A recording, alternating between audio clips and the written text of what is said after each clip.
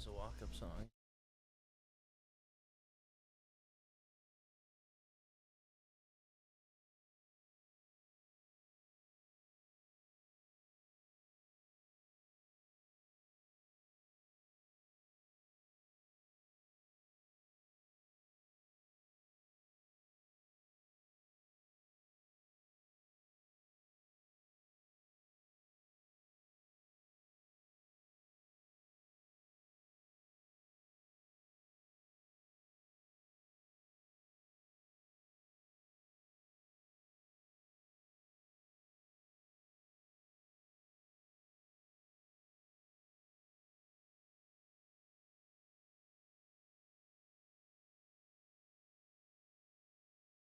Come to you from the Great Park in the second inning here. The Orange County Riptide making their season opener against the San Diego Bombers. Sam Evans alongside Huon Fitzpatrick here. Bottom second, still 0-0, one down here. For the Riptide, it's Grant MacArthur at the plate. MacArthur from Yukon playing first base tonight. Swing did not go. Stays alive in a 2-2 count. Grant MacArthur, the San Diego CIF Player of the Year, All-Star Game MVP, and Home Run Derby champion in 2022 at Granite Hills High School in San Diego. So, big-time high school player. Take there. Count runs full here for MacArthur. Facing Brody Martin Grazielnik. Fouled off here as the battle continues. The first four Riptide hitters retired.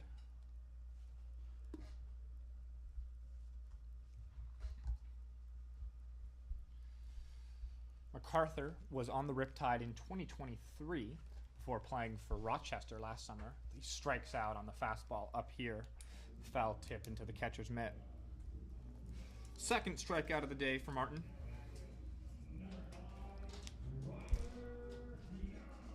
Bring Ryder Young to the plate. Man can play all over the infield, but he's doing the catching to start today. Young out of junior college, on his way to Gonzaga in the fall, so moving into the Division I ranks. Hit 447 last season at Chaffee, so definitely has some pop. And those 16 bombs were double anyone else on the Panthers roster. So it was a big year for Young, earned him the promotion up to Gonzaga for next season. Down 0-2 though in the count here. To stay alive. Takes up and in.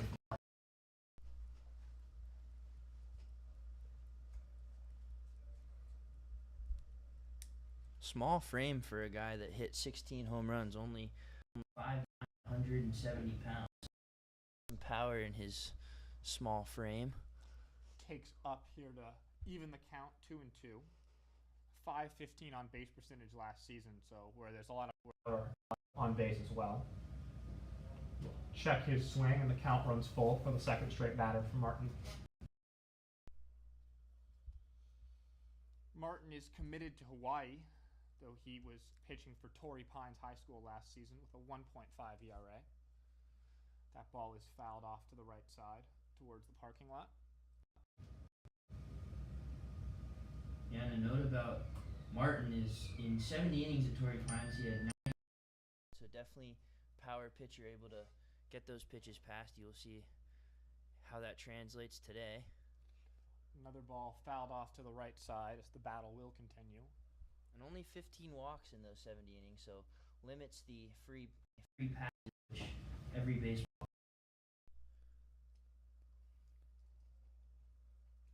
The 3-2 again. Young again fouls it off to the right side. 3 side now. Young working so far for the Riptide, was down 0-2, battled it full, fouled back 3 straight, so getting started early with a good at-bat. Pitch number 9.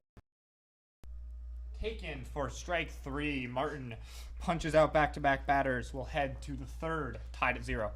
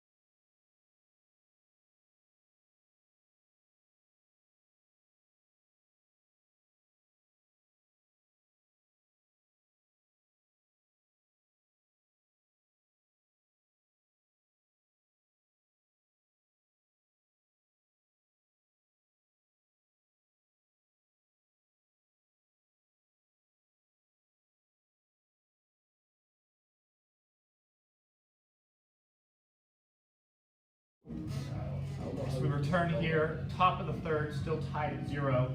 Josh Hickey, the starter for the Riptide, on the mound. A 4-pitch mix for the right-hander from Westmont. A sinker, 4-seamer, both at the high 80s, and then a slider and a changeup are his put-away pitches. He's allowed just 1 hit through the first 2 innings. Facing the number 9 hitter, Griffin Zitko, the catcher. He fouls one back towards us. Zitko from D3 Cal Lutheran hit 200 with a 618 OPS in 14 games this season for Cal Lutheran. So that ball will miss high, evens the count at 1 apiece. Hickey, the 2 times UPIPA Pitcher of the Year while at Westmont, but this year a 4.57 ERA, 31 strikeouts to 18 walks. Misses just outside. Starting not a particularly familiar role for Hickey, as he had just 3 or 4 games started between Westmont and his summer ball stint in Xenia, but he did pick up 6 saves out of the bullpen. That ball was sliced just foul over the third base bag. 2-2 count now.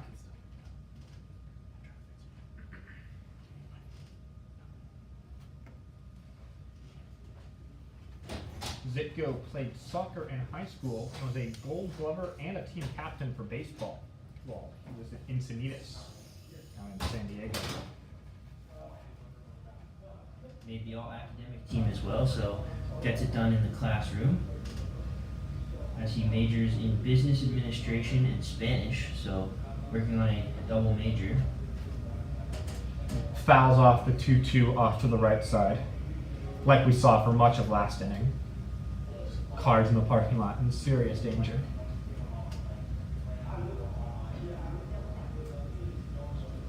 Hickey looking for his 3rd strikeout of the night here. That ball is chopped foul, third base side towards Jake Evans, but out of play. Returns it to the Riptide dugout. A lot of grounders so far from Hickey, been able to work several ground balls. Yeah, most of the outs have been ground balls. He did give up that 1 hit, but it was pretty weak contact, so he's done a good job of missing barrels so far. That ball, though, was hit pretty well out to right field towards the gap, but it will be tracked down by Navarro, and the first out of the inning is recorded. That's a tough play for Navarro. Tough into the gap. Hit pretty well, but did a good job of reading the right route there and settling under it for the pretty easy out despite the tough play. And into the sun as well here. The sun begins to set in Irvine tonight. Yeah, we were out in the field talking to the players before the game and walking to right field. That sun was pretty brutal, so we'll see if that plays a factor if this game moves forward. Thomas Williams steps into the box here as the lineup turns over. Williams will swing and miss the first pitch. The second baseman from UT, redshirt junior, fitting the stereotype of a short middle infielder.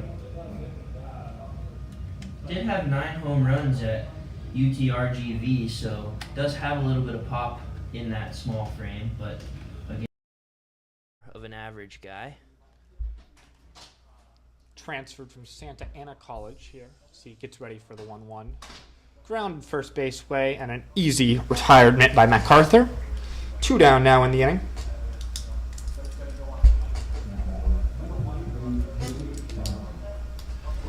That'll bring Lucas Bonham to the plate, the third baseman from El Camino, a JUCO.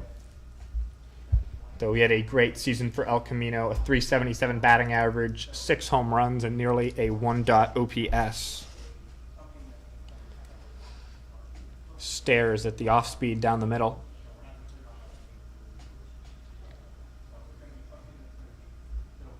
Both pitchers have worked relatively effectively so far, just 1 combined hit so far. So that one catches the edge of the zone now, quickly ahead 0-2 for Hickey. Hickey leaning on those off-speed pitches. His fastball doesn't have the best velocity, sits about 87 to 90, so he's going to have to rely on those off-speed pitches to keep hitters guessing. 2 off speeds here. See if he feeds him up with the fastball, and he does. Strike 3. Hickey ends the inning. 1-2-3. Still 0-0 heading to the bottom of the third.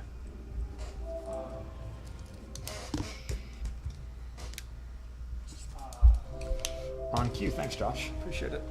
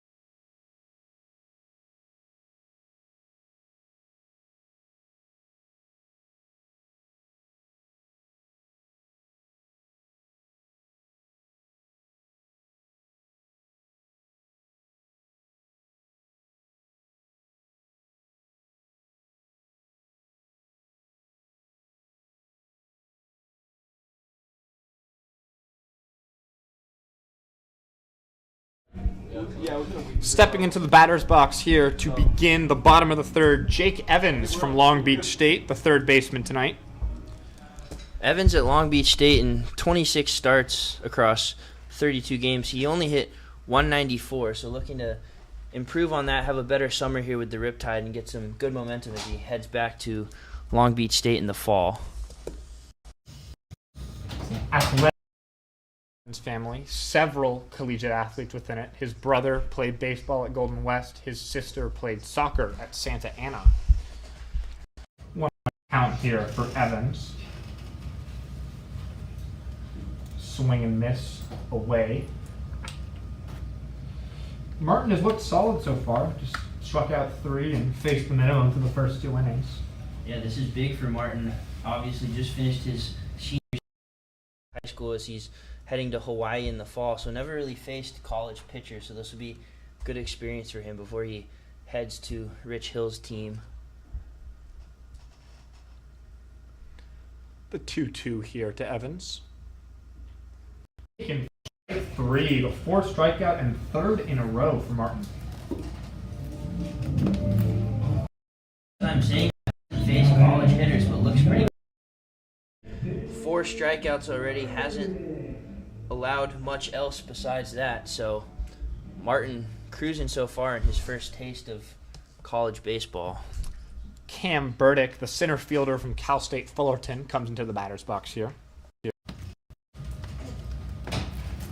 Takes away. The redshirt freshman got off to a hot start in the year, hitting .450 in 8 games, but broke his wrist and missed the rest of the season.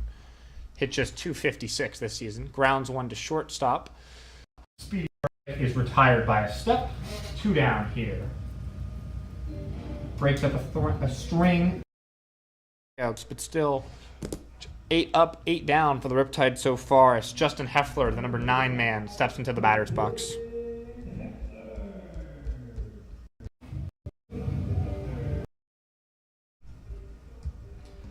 Heffler, he was in St. Mary's, but he has now entered the transfer portal. Just celebrated his 20th birthday. Strike 1 there. Heffler, a San Diego high school product out of St. Augustine. Hit .214 with no home for the Gales. Slices that one off foul. They will give it a look, but it will drop harmlessly down when he returns to the plate.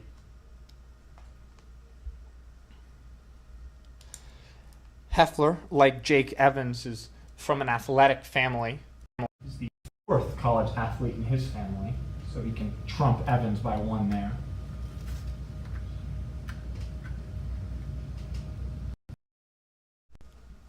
Wait for a moment to the positioning, and that is strike 3. Foul tip into the catcher's mitt. 5th strikeout of the day. 9 up, 9 down for the Riptide as we hit the 4th.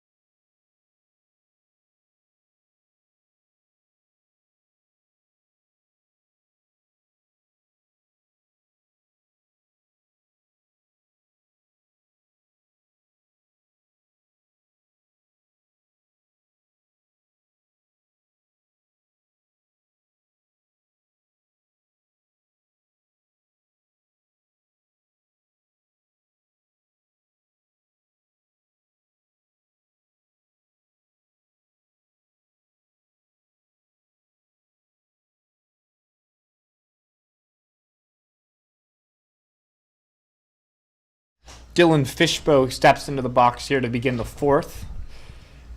Fishbow playing center field tonight from the Stevens Institute of Technology, a D3 program. Takes the first pitch high from Hickey. Yeah, Fishbow, a really good season at Stevens Institute of Technology. Hit .398 with a 1. OPS in 37 games, so pretty good stat line for him. Reached on an error in the first. We'll take strike one there, so we even the count at 1.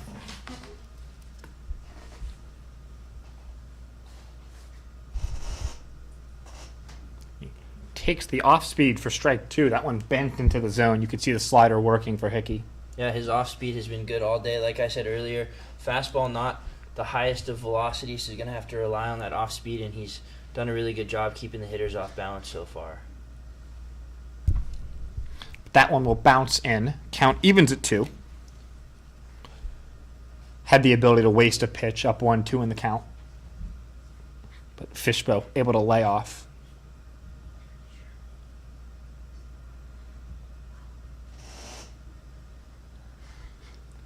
The 2-2 is taken for strike 3. The second straight strikeout looking for San Diego Bombers. That's a great pitch from Hickey. Was slow to him all at bat. Slider through the changeup. Sitting on the off speed, throws the fastball outside corner. Fishbow wasn't looking for it. Really good sequencing there from Hickey. That brings up Kyle Becker, the left fielder tonight.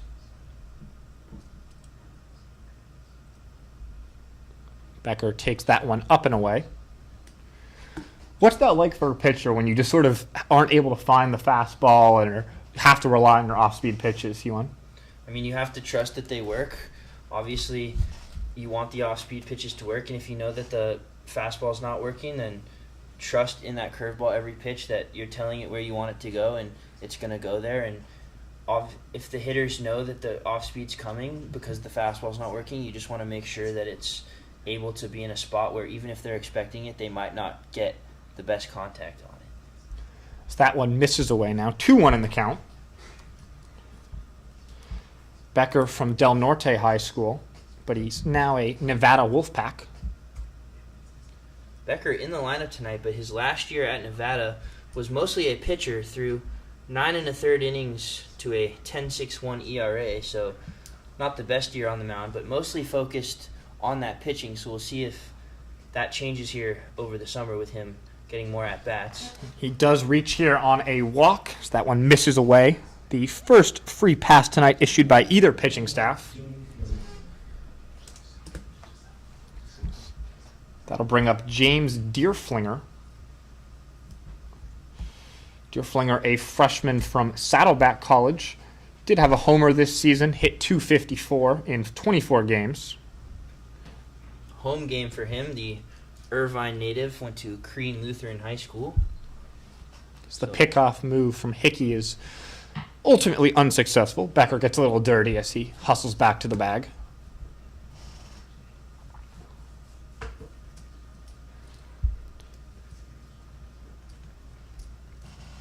He will check again on the runner, but readies himself here. He will say he did offer at the pitch. 0-1 count. Bit of a delayed moment there for the umpiring staff, but it's opening day for everyone.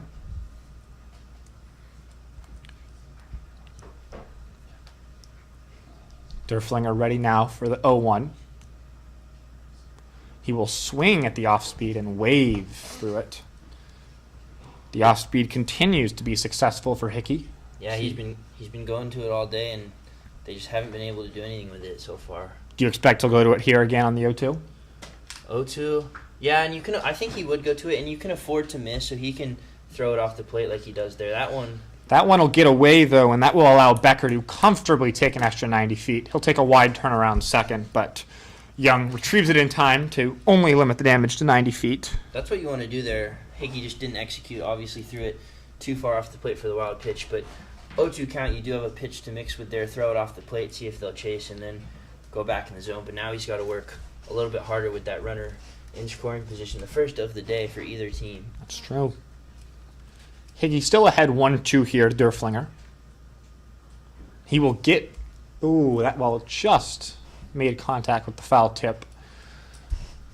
Stays alive here at 1-2. It really seems like Hickey's kind of doing the same sequencing, just off speed early in the count, get to 2 strikes, and then try and blow that fastball by him. Because if you see a couple off-speed pitches, 2 or 3 sliders or changeups in a row, that fastball, even if it's at 88, 89, it looks a little bit faster than that just because you've been slowed down by that off-speed stuff. The 1-2 again here to Derflinger. Hickey watches the runner. That one will get away. Chance here to retire the runner, but he does get in there. Becker able to. The ball did not get very far away from Ryder Young behind the dish, but got a good secondary lead, and just like that, 2 wild pitches, and Becker's moved up 180 feet. Yeah, Becker had a good read there, but it seemed like Ryder Young kind of took his time a little bit getting that ball out. He might have had a chance to get Becker at third, but nevertheless, he slides in safe. 2-2 now. Runner on third with less than 2 outs. You work on the situations. The infield not in for the Riptide. So that one is sliced back towards the screen.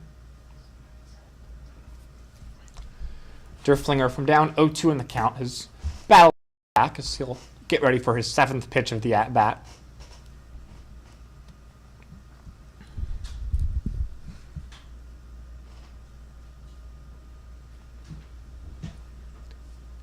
Even a ground ball with the infield not in would do the trick here.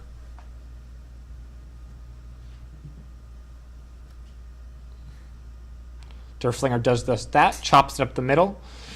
Throw to first, gets away. Derflinger will reach, and he will advance to second here as that throw got away from Rosales. And some ugly baseball here for the Riptide as an error, a couple of wild pitches lead to a run here. The first of the night.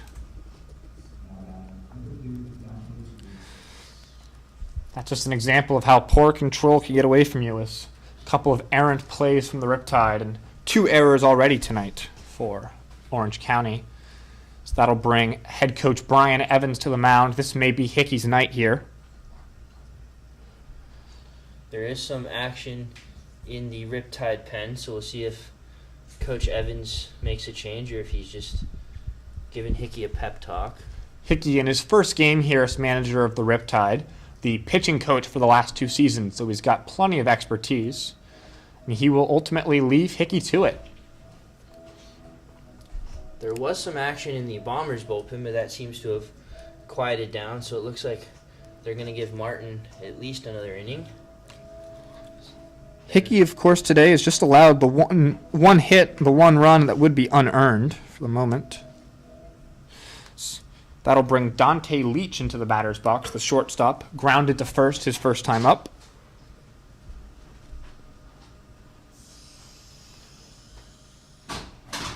Leach will bunt. It's going to be a tough play here. A perfectly placed bunt from Leach, and he will reach easily. No chance there for Jake Evans or for Josh Hickey, and we've already seen 2 errors tonight. You don't want to have a third and bring home another run. So runners at the corners now. It's a very good bunt from Leach. Not much you can do there if you're the defense. Smart by Evans to just hold that one and not force another mistake and potentially a run to come home. That'll bring Robert Gray into the box here. Runs at the corners, still just 1 down. Riptide trailing by 1. Could really use a double play ball here. Strike 1 to Gray. Gray singled, but then was caught out on a fielder's choice his first time up. The only hit of the day for San Diego. Gray hit .242 with 3 home runs at Saddleback College this past season in his first collegiate season. That ball bounced in, but Ryder Young able to keep that one close enough to not allow any runners to advance.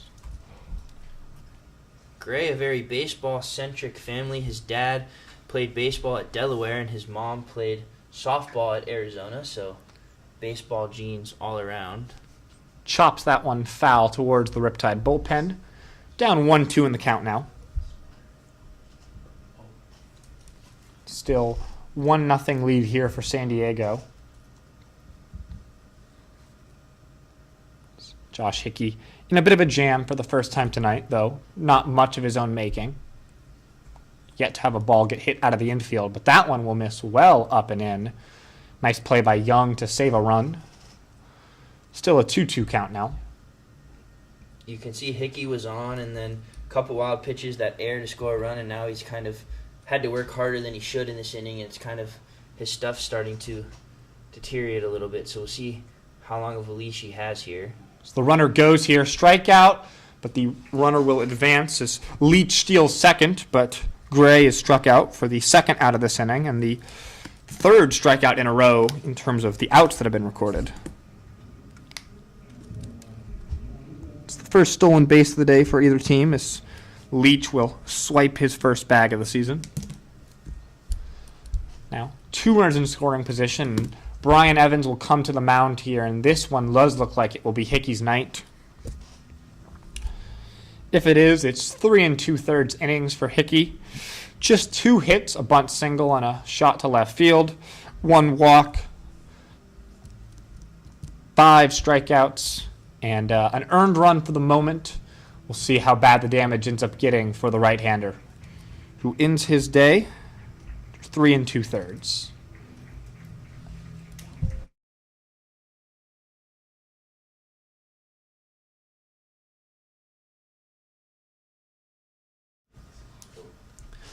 This pitching change brought to you by Experian. Experian is your BFF, big financial friend. Big enough to have the resources and knowledge that have an impact, personal enough to have what's best for only you. No matter where you are in your financial journey, your big financial friend is a trustworthy companion by your side. Wherever you are in your financial journey, Big Financial Friend is ready to help you navigate the smartest way to reach all your personal financial goals with solutions you can trust. This is Experian, your big financial friend for life. For more information, visit Experian.com.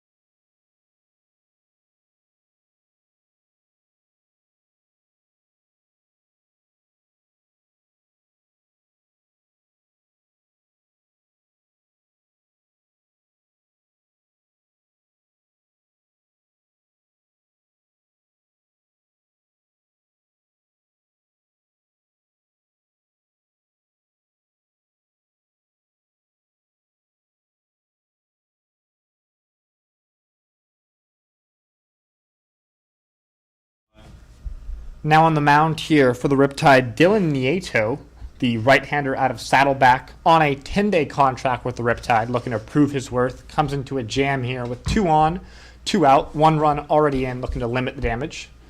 So that one will miss up. It's a 5-pitch mix for Nieto, a fastball and a sinker that sit in the mid-90s, or low 90s. A slider, a changeup, and a curveball are his off-speeds. Behind 1-0 in the count here to Gianluca Ferrelli, the DH, who grounded into a fielder's choice last time up. He'll foul this one back over our heads. Finelli out of Concordia, Nebraska, an NAIA school, but didn't play much there as he's entered the transfer portal looking for a new opportunity next year. And Nieto also in the transfer portal from Saddleback, looking to prove himself here with the Riptide. So that one is lined into right field. It will get down. It will be 1 and it will be 2 runs here Finelli comes through, and San Diego leads 3-0 now as both runners that were inherited by Nieto come around to score here. Now 3-0. This game has gotten away a bit in this inning here for the Riptide. A couple of uncharacteristic errors and misplays, handful of wild pitches. That is the first ball to actually leave the infield this inning, but it brings home the second and third runs of the ball game. Griffin Zitko, who flew out to right field last time up, he starts this at bat with a foul ball. Nieto actually found his way to the Riptide.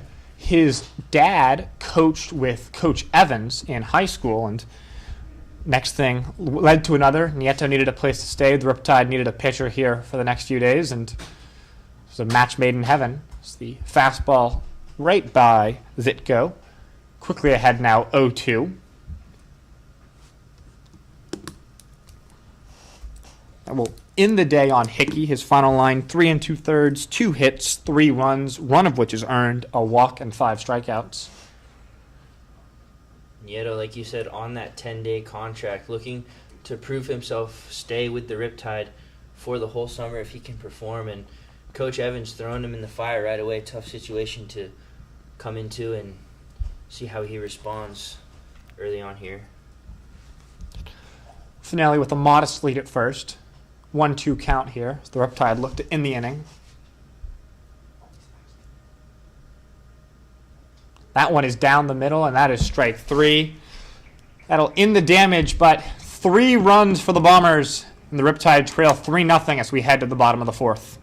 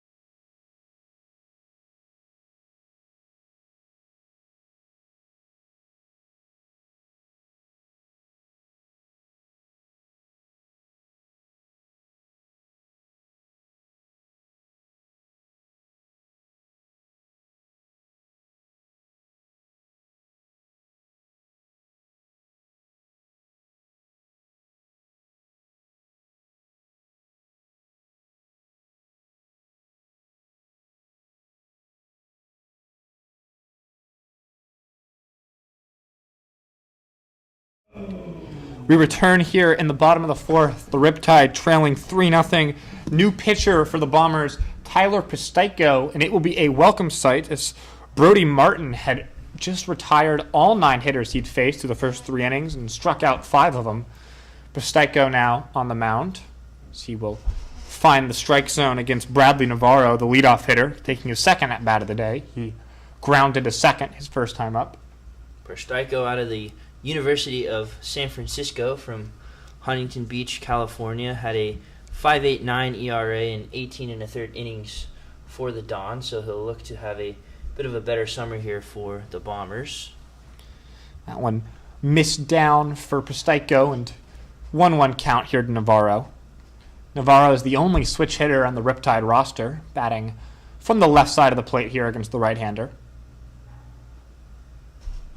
He will line that one, and it will stay fair. The first hit of the day and of the season, and it will be for extra bases for Navarro. And he will roll into second with a stand-up double laced down the right field line. He was thinking 3 as he rounded an aggressive turn around second, but got the stop sign from Grant Mayu, and he will earn a well-earned double for his first and the Riptide's first base hit. Good at bat from Navarro there. Ripped that down the right field line. Hardest contact we've seen from the Riptide today. Couldn't do much against Martin, so good to see that offense clicking so far early as the Bombers head into their bullpen. How much of a relief is that if you're, a struggling team and all of a sudden pitcher's finally out of the game? It was only 3 innings, but it felt like a long time. Yeah, you definitely, once that first hit falls, it feels like, hey, we did it, we got a hit, we got the weight off our shoulders, now we can kind of go. And yes, they are down 3-0, but plenty of game left. They got that first hit, so it feels like the rest of the lineup can kind of relax a little bit and take the at-bats that they know that they can take. Luke Johnson, the second baseman tonight, lined out to right field, and probably the hardest hit contact before Navarro's that we just saw last time up. He will foul that one off, though, and he's down 0-2 in the count. Johnson out of Cornell, a second-year player for the Riptide, was here last year, hit .257 with 2 home runs in 27 games, so good to see him back on the field in the orange and blue. When I went down there before the game, I asked, how to pronounce Presteico's name, and his teammates said they barely even knew him, so it's a learn-on-the-job process here, as that one is chopped foul away from third base, but we'll stay at an 0-2 count here for Luke Johnson. Yeah, the Bombers, one of the affiliate teams here in the CCL, so this game doesn't count towards the league standings, just good experience for the Riptide and the Bombers, who are a part of the Western Baseball Association as well down in San Diego, Southern California area. And they have 2 separate rosters, so they've got the WBA roster and then this That ball is CCL sent into roster. left field, and it will get down. Stop sign given as he had to hold up there for Navarro, but runs at the corners, and the Riptide have something cooking here in the bottom of the 4th. And that's exactly what we were talking about, Sam. Once that first hit falls, the hits start falling. Obviously, Navarro hit his ball very hard. Johnson didn't hit it hard at all, but it fell. I think if you're facing Martin, that ball might get caught. But now, new pitcher, one guy got a hit, next guy gets a hit. So now, nobody out. Riptide have something going for a big, big bat. And that big bat is Justin Tiller, the DH from Cypress College, and he hit 22 home runs, a .785 slug. He had the single-season record for both homers and RBIs at Cypress, and he's looking to add on to one or both of those right here for the Riptide. Check his swing on the first ball. 1-0 count now. The impressive thing about that, Sam, he hit 22 home runs. He also hit .379, so has that power, but able to get on base in a bunch of different ways and have a high batting average, which you want to see out of a good player. He did strike out swinging in the first, but looking to redeem himself here. That one will miss inside. 2-0 count. So Presteico struggles to find it. Of course, in the opposite end for the Riptide, I'm sure it's a tough spot for Presteico. You come in and all of a sudden everything's falling in. You're seeing hard contact, you're seeing soft contact. Now you're behind a good hitter. It can get away from you quickly. As the runner goes in motion from first, chopped, just foul. That been fair, that would have been a lot of trouble, but just foul on the first base side of the bag. Everyone would return. Johnson had been off on the pitch, but he'll have to trot back to first base, and we'll do it all again on a 2-1 count here now. Yeah, that could have potentially been 2 runs, kind of an awkward hit if that lands fair, kind of in no man's land behind first base, and with Johnson running, could have been 2 runs, but Tiller's going to have to do it again. Still ahead in the count, though. 2-1 now. Trailing 3-0 in this ball game. The long wait from Presteico. Now deals. That one misses well away. Very patient as he sat in his windup there, but not able to find the strike zone, and now behind 3-1 to Tiller. Yeah, I think that was a bit of a double-sided thing there. Obviously, Johnson ran on the last pitch, so you want to have that extra hold to make sure he doesn't steal. But also, Prestiko's been struggling since coming out of the pen as he walks Tiller there. But you want that kind of deep breath to kind of compose yourself and get yourself back in. But Prestiko didn't work as now bases loaded, nobody out. It's the first walk of the day for the Riptide, and that will load the bases for Marcos Rosales. Rosales had an error last inning that led to runs, and he'll look to make that up here for the Riptide, and we'll have a meeting on the mound for San Diego. It was all going so well. Everything was cruising along, and changed pitchers, and we had a perfect game going, and you wonder what happens. It's the baseball gods striking you down right there. And it's definitely frustrating for Prestiko. I mean, your starter goes 3 perfect innings, especially a young guy that hasn't faced college hitters. A really good outing for him. You want to come out of the bullpen and continue that, keep those hitters off balance. And for this mess to happen, 2 hits and a walk without getting anybody out, you definitely feel for Prestiko. And I'm sure he feels for himself, his team, and for Brody Martin, who had a heck of a start for this Bombers team. It's a limited bullpen for San Diego. Prestiko is one of just 4 names that we were told was available tonight. So they really don't have much of an option here other than to give him some length and hope he can get out of this jam without allowing too many runs. Rosales steps into the plate. He grounded to second his first time up. Rosales out of Cal State Fullerton hit .247 with 6 bombs for the Titans this year. Rosales readies himself here. Bases loaded for the first time this season at Great Park. We'll take an off-speed pitch in the zone. Perhaps not a bad decision to be taking there, as walk had just come. So make Prestiko show you a strike.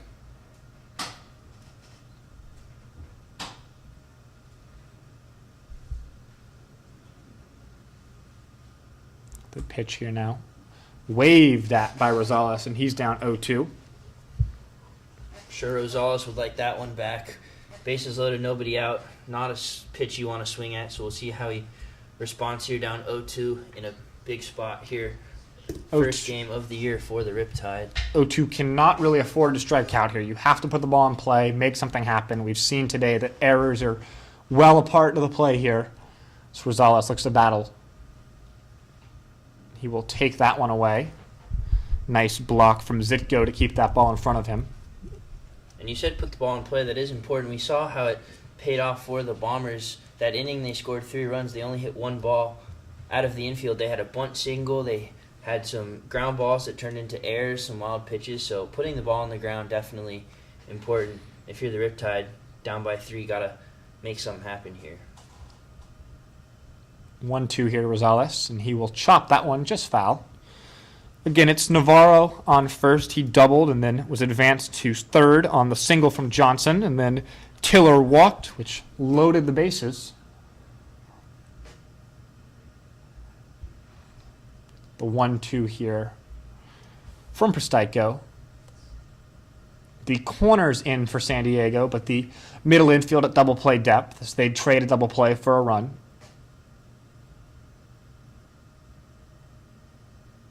And that one is swung and missed at by Rosales. Exactly what we were talking about. That cannot happen. The first strikeout for Prestiko, this first out. But bases still loaded. Only 1 down as Grant MacArthur steps into the batter's box.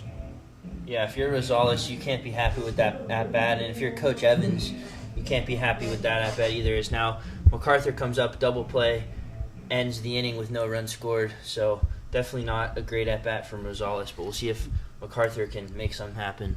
MacArthur certainly fits the bill for a hefty first baseman. Clocks in at 6'4", 240. Had 10 home runs and a .966 OPS this season for UConn. Spending his summer in a much warmer Southern California. Someone who spent their last year in the Northeast, I can tell you how good it feels to be out here in the sun. Definitely. Sure you can echo it. Both of us East Coast college guys, definitely nice to be in the warm Southern California weather this summer. MacArthur was a home run derby champion in 2022 while also winning the All-Star Game MVP for the CIF. He's ahead here 2-0 in the count, as that one will miss away. Yeah, out of a good Granite Hills program down in San Diego, they produce good teams every year, good players, so he's just part of that history. MacArthur readies himself for the 2-0. Hitters count, and this is about as good as you can get. Hitters count, bases loaded. This is what you dream of. He will take that one on the outside corner for strike one. No reason to swing at a pitch that you don't love. You're still going to be ahead in the count regardless. Yeah, and I like that pitch from Strikeout. I mean, 2-0, you're kind of expecting a fastball, so to drop that slider in there right on the corner, that's a good 2-0 pitch.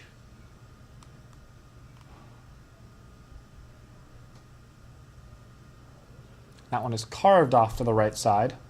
We'll even the count at 2 behind the San Diego dugout.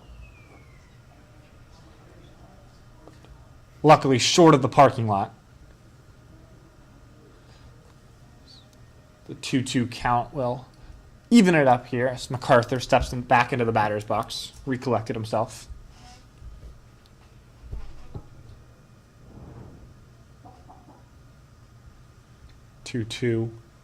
He did not go, says the first base umpire, and the count will run full 3-2 base party here at the Great Park.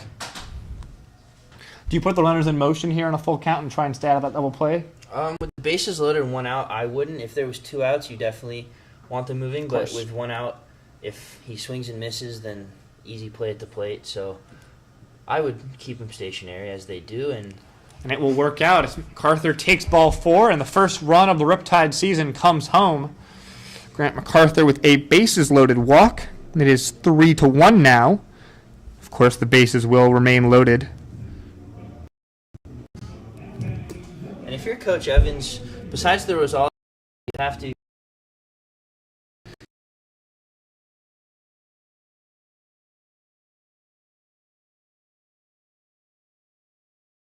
despite still being down 2, I think Coach Evans will be happy with how this inning has gone, and hopefully that momentum carries into the rest of the game.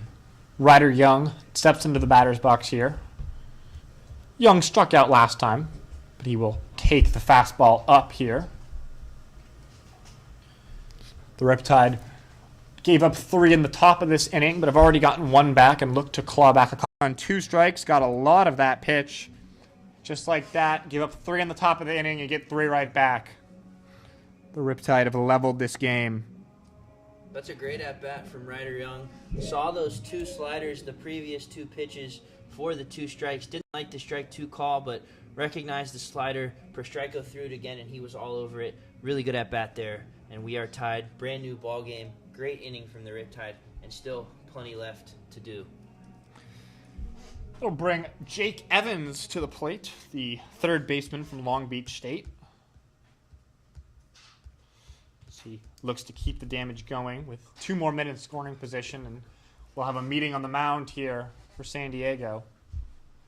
Will this be Prostaico's night? It will. He records just 1 out. He's already allowed 3 runs, and he's responsible for the runners on second and third as this game takes a turn.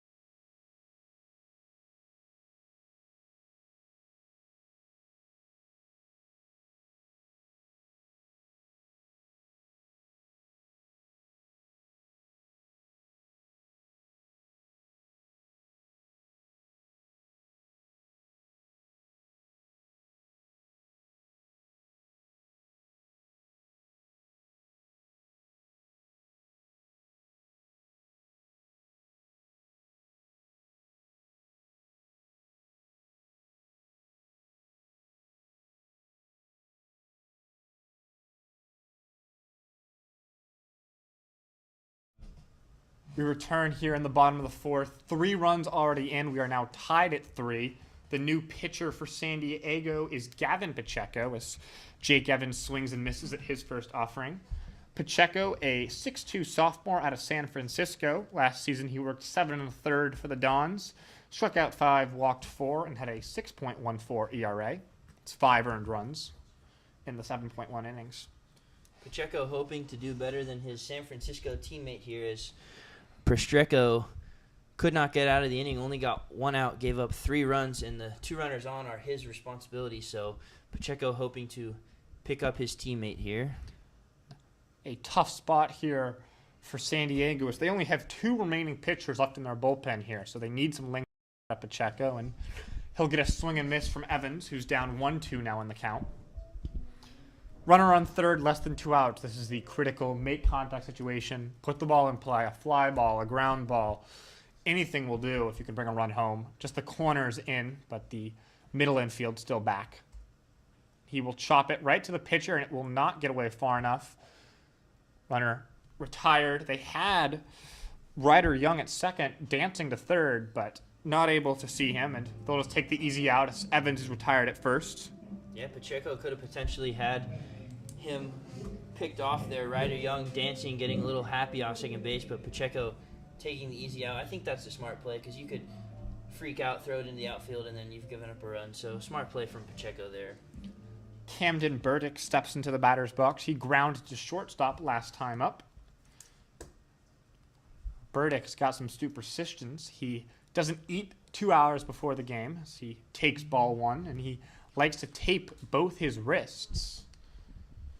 It's a baseball family for the Burdicks. His dad was a member of the Rockies organization. Burdick, a kinesiology major at Cal State Fullerton, so pretty smart guy off the field. See what he can do on the field here. He smartly takes high on the 1-0, and it's a 2-0 count for the Riptide center fielder. Hit .259 with 2 bombs for the Titans this past year as they made it to the Big West tournament, but came up short, did not advance to the NCAA regionals, and that's why Burdick's in the lineup tonight. He takes the first strike of the at-bat, 2-1 count, and again, the go-ahead run, Grant MacArthur at third. The 5th run of the game would be Ryder Young at second, and Young doubled home 2 runs while MacArthur first run right. Gave up 3 in the top of the inning. So that ball is in the strike zone, dropped by Zitko, but no matter. Still a 2-2 count now. It's always a coin toss when the catcher drops a pitch that's a strike if the umpire's going to stay with the strike or call it a ball because the catcher dropped it, but no harm there. Has remained a strike to Burdick.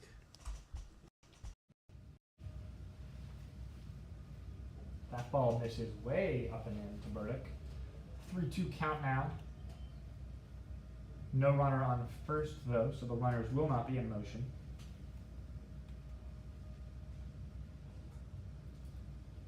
Burdick readies himself here. Here, Pacheco, a walk's not the worst thing in the world, the 9 here coming up, but how this inning's gone, you definitely don't want to walk him, but would be.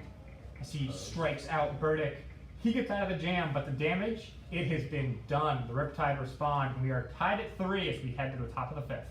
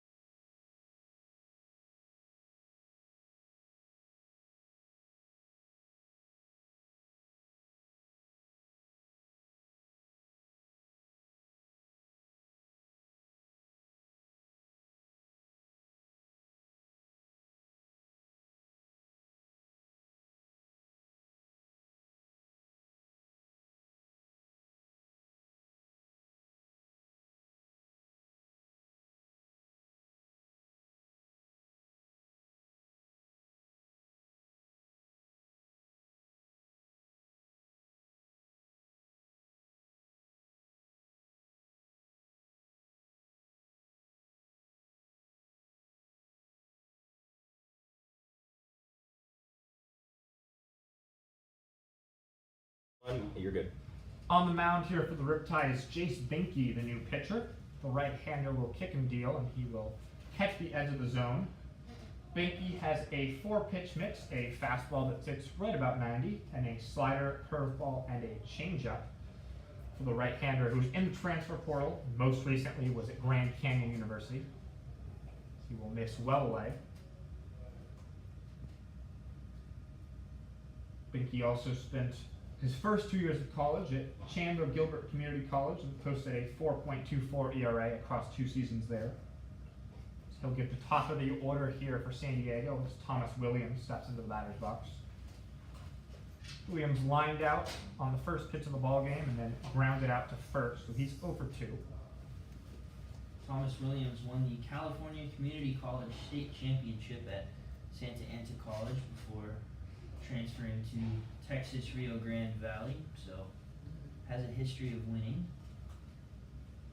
So he will take that one outside. I had 3-1 on the count now for Williams as Binky comes in. We're told the Riptide have 4 pitchers available for us tonight, including Binky, to get through the next 5 innings.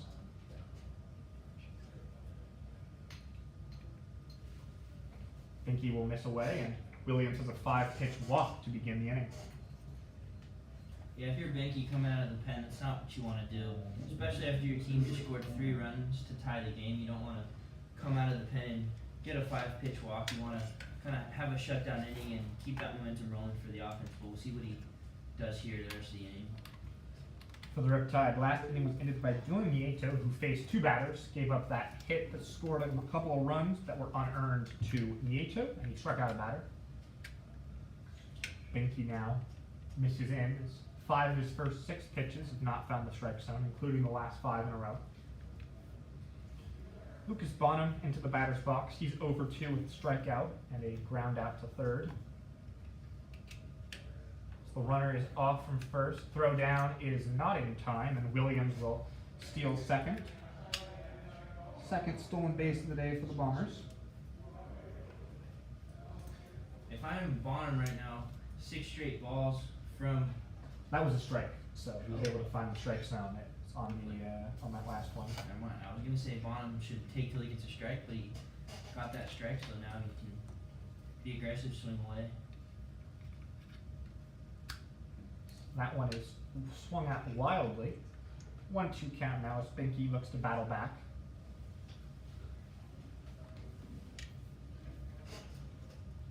Three to 3 here in the top of the 5th opening day for the Orange County Riptide.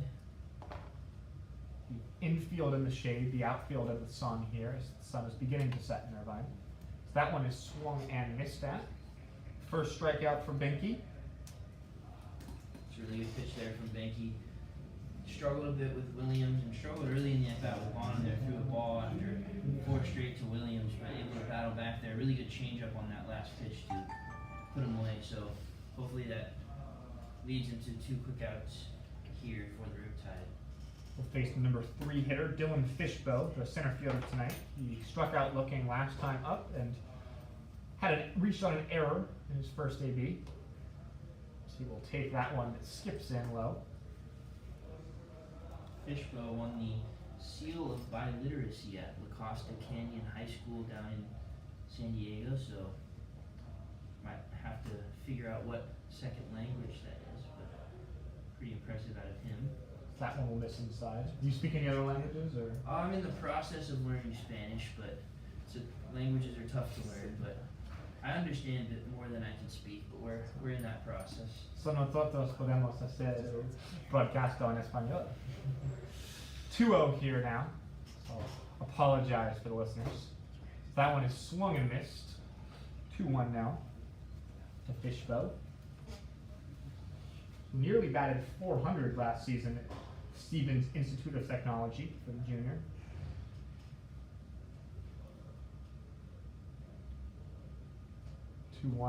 They're keeping a close eye on Williams over at second base. That one will skip in, as perhaps too close of an eye was being kept. 3-1 count now.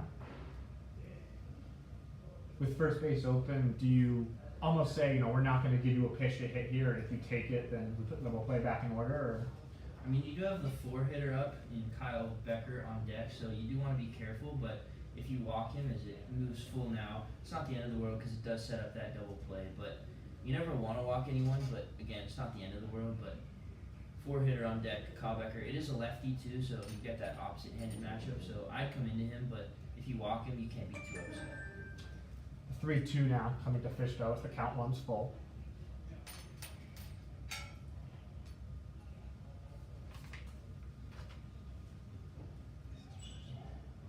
Pickoff move feigned here by Binky, but Williams back safely. What do you think is the toughest base to try and throw a pickoff to? Is it second because there's so much motion happening and you're spinning behind yourself, or? Yeah, I think second base, there's definitely a lot of factors. So that ball is laced into the gap in left center, but Burdick has a beat on it, and he will make the catch. Williams will scamper off to third as he moves up 90 feet, but the out is recorded, even though that ball was sent a long way. Now, runner on third, 2 outs here for Kyle Becker, who walked and then came around to score last inning. Really started that big inning for the Bombers. Kyle Becker, one of my former teammates in travel ball in high school, so I've spent some time on the field with him. Good player, good kid on the field. So in the portal after a couple years at Nevada, so hopefully he ends up somewhere and has a good end to his college career. So he will take strike one. Down 0-1 in the count now. They look to retake the lead. Binky looking to work a scoreless frame here. So that one will miss outside.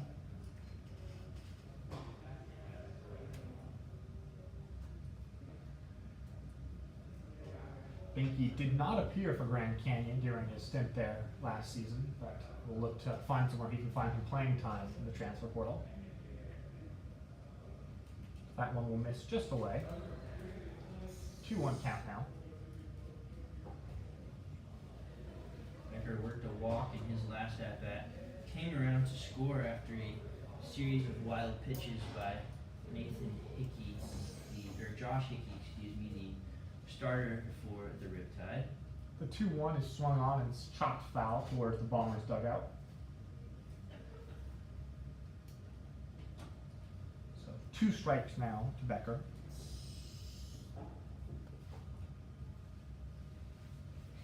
Plenty of action going on in the Riptide bullpen, but no one really throwing, so it'll be Binky's inning.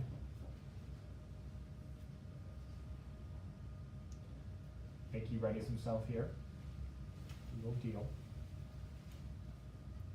That one bounces in, kept in front by Young, and so no advance for Williams as the count will run full.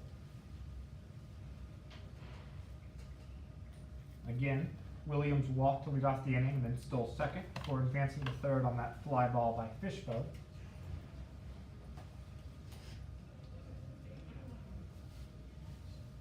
Looks to work his way out of the jam here. And he does indeed. Kyle Becker strikes out. Binky works around the leadoff walk, and it is still 3-3 as we are halfway home.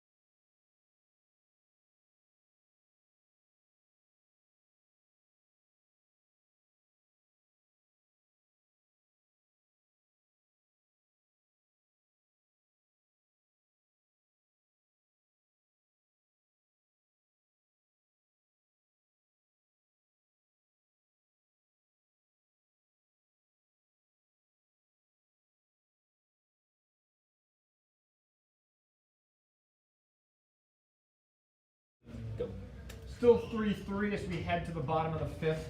It'll be Justin Heffler stepping in for his second at of the night. He struck out his first time up. Still facing Pacheco on the mound. He will chop the first one up the middle. It will get into center field, and Heffler has a base hit.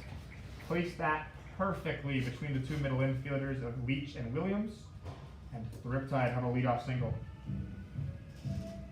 Good at bat from Heffler there. First pitch swinging.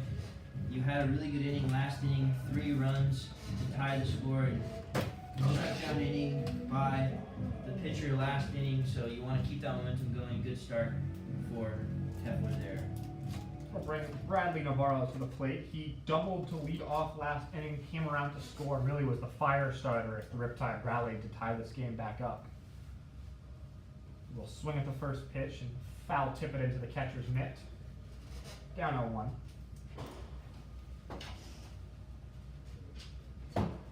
Navarro on his way to Utah in the fall after a good couple years at Cypress College. That ball will miss high, even with the count at 1 apiece. Navarro began his college career at Michigan before transferring to Cypress College, and in between he played a couple of games for the San Luis Obispo Blues, who we'll see later this season at Great Park. Yeah, the northern division of the CCL, but Heffler takes off from first, but that ball is chopped foul, so he'll have to trot back. yeah, good year for Navarro at Cypress. Hit .313, 9 home runs and a 1.0 OPS, so good momentum going into this summer and going into Utah. So Utes getting a good player. Down 1-2 in the count though for Navarro, looking for his second base hit of the night. The Riptide try and take the lead for the first time tonight here in the bottom of the fifth.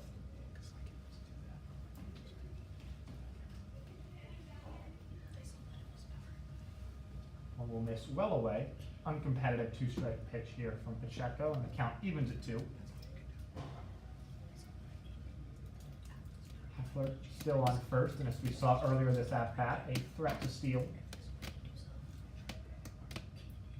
I wouldn't be surprised to see him in motion at some point in this at-bat. So that one is fouled off by Navarro.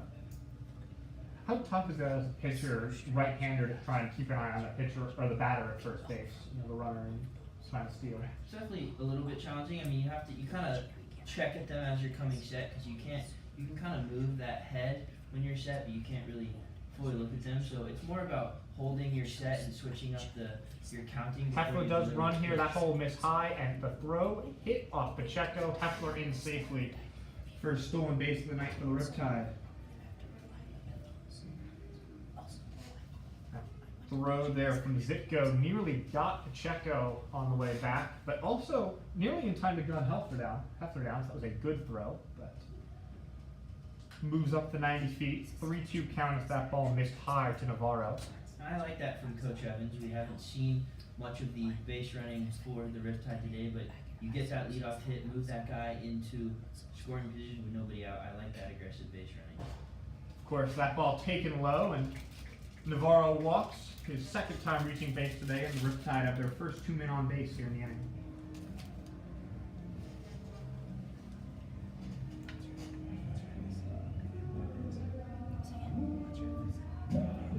Luke Johnson steps into the plate here.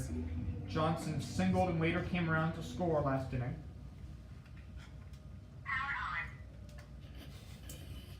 So we have some noises here in the press box.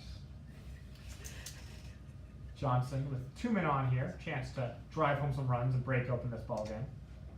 That one will miss high from Pacheco. Very athletic family, the Johnsons. His brother Spencer is a pitcher at Division III George Fox University in Oregon. His dad played tennis at Pepperdine and ended up going pro in tennis, and his mom played tennis at Notre Dame. That one is popped into left field. Enough time to read the phone book underneath it. No chance for Heffler to advance, and the first out is retired here in the inning.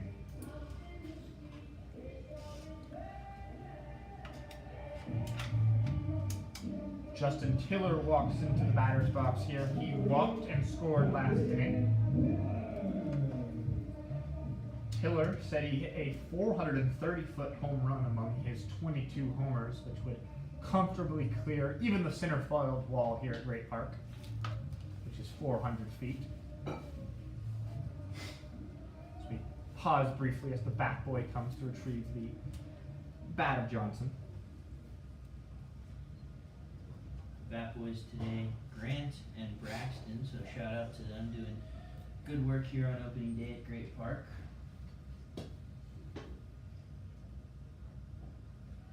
Tiller takes strike one, and credit to those bat boys, as you said. It's the first time I've really noticed them tonight, which means you're doing a good job. It's a lot like an offensive lineman. If no one talks about you, you're doing great work. Yeah, good job to them. Bat boy can be a tough job at times. Make sure you stay out of the way and be efficient, and they've done a good job. Tiller readies. That one will miss inside. The Riptide bat boys are just 12 years old. Makes me think about the times in the old Major League days when you could have kids as young as 3 or 4 at bat boys. Seen that with the Giants in the past, but 1-1 count here. Yeah, I was just about to say that reminded me of. So that one is chopped towards the mound. And Pacheco will make the easy play. Tiller is retired, but the runners move up into scoring position. When Dusty Baker was the manager of the Giants, his son Darren was the bat boy as a small 3 or 4-year-old, and Barry Bonds made a play, and there was a play at the plate, and Baker was kind of in the way, and they had to They nearly ran over grab a him small out of the child. way to make sure he didn't interfere with the play. And now that Darren Baker's all grown up and a member of the Washington Nationals, so Good for Darren good Baker. story for him. Marcus Rosales steps into the dish here. He will foul that one off as it goes head. Rosales is 0 for 2 today. He grounded out to second and struck out his first 2 times up.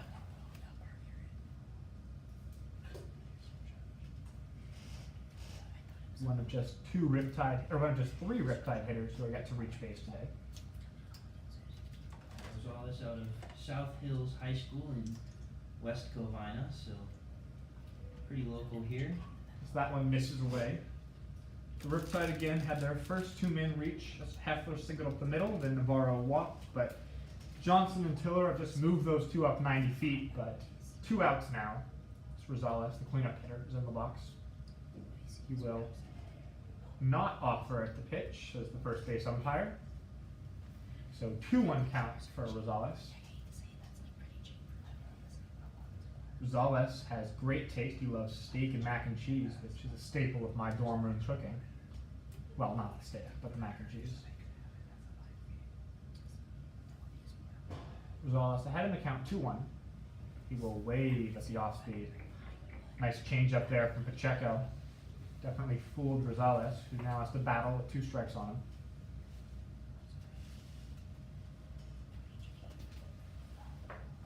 Rosales, in his last at-bat with the bases loaded and nobody out, didn't really have much of a fight up there. Waved at some pretty bad pitches, so we'll see if he has a bit of better luck here. But he will strike out looking, and that will, in the frame, Riptide leave a couple in scoring position, still 3-3, heading to the 6th.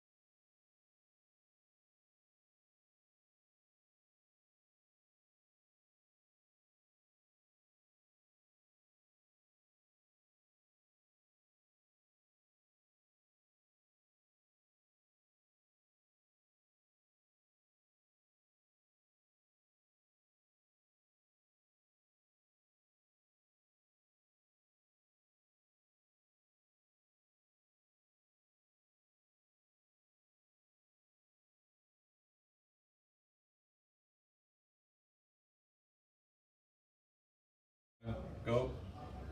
Welcome back here to the Great Park for opening day of the OC Riptide. Jace Benke remains on the mound for the Riptide, facing off against James Derflinger. First pitch here swung on, fouled straight back for strike one.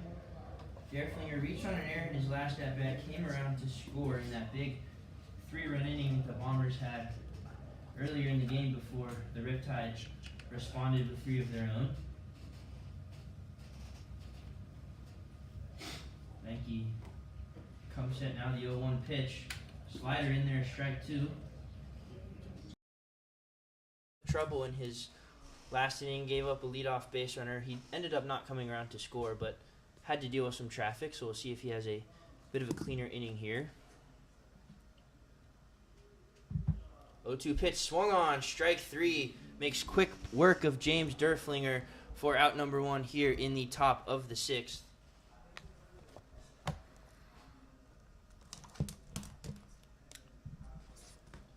That brings up Dante Leach here, the junior out of Ottawa, Arizona University, an NAIA school. Leach had a bunt single in his last at-bat and stole a base, ended up coming around to score as he looks at a fastball up and away there for ball 1.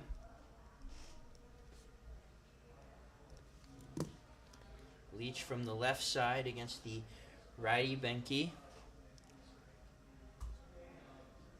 Looks at a strike to even the count 1-1. At Ottawa, Arizona last year, Leach hit .287 with 1 home run in 47 games, so good bat-to-ball guy. 1-1 pitch swung on and driven, but it's going to be foul for strike 2.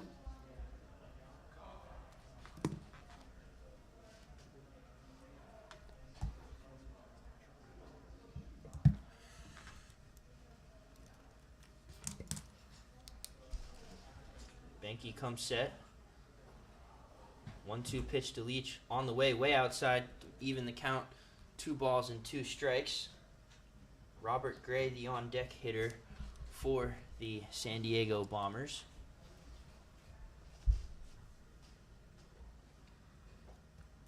Benke shakes off, now gets a pitch he likes. See what he goes to here, 2-2. Slider swung up, popped into the air. Going to be in foul territory, but possibly playable. Sliding, making the catch, Bradley Navarro for out number 2. That was a tough play. 3 guys coming over. Navarro slides in to make the catch. 2 pretty quick outs here for Jace Benke. Several changes here as the Riptide cycle through their lineup. It's now Jack Salmon in right field, Sho Garcia at second base, Tyler Holland at shortstop, Colby Moran at first, Mitchell Birdsall doing the catching behind the plate, Camden Sauce at third, Reed Montgomery in center, and Jonathan Rodriguez in left, and we'll get word to you who the new DH is once he comes to bat. So that was Jack Salmon on the catch, not Bradley Navarro. That's my mistake. So Salmon fresh into the game and getting to play. That's usually how baseball works for you. You enter and the ball immediately finds you. But especially when you change your entire defense. Yeah. It was always going to happen to someone. Salmon made a good job of that as Benke poured in what could have been a strike, but called a ball. Count moves even 1-1 against the first baseman, Robert Gray. Fun fact about Jack Salmon, the nephew of Angels legend Tim Salmon, so some good baseball lineage for him. 1-1 pitch. Could have been a strike as well, but called a ball. Back-to-back, no catches for Mitchell Birdsall there, and potentially lost 2 strikes for his pitcher. Count moves 2-1. Mitchell Birdsall, the new catcher into the game, replacing Ryder Young. 2-1 pitch, way inside, ball 3. So 2 quick outs for Benke here, but falls behind 3-1 to Robert Gray, the 7-hitter. With Gianluca Finelli, the designated hitter, on deck. Gray struck out swinging in his last at-bat, had a single in the second inning, so he gets a high strike there, full count. Not a lot of hits today, Sam. 4 hits for the Riptide, 3 for the Bombers. The pitchers have been pretty good for the most part. Just some defensive mistakes here and there. When the runs come in bunches. Or so Robert Gray with the 2-out walk. It ends a streak of 5 straight retired there by Benke, who had walked his first hitter base and then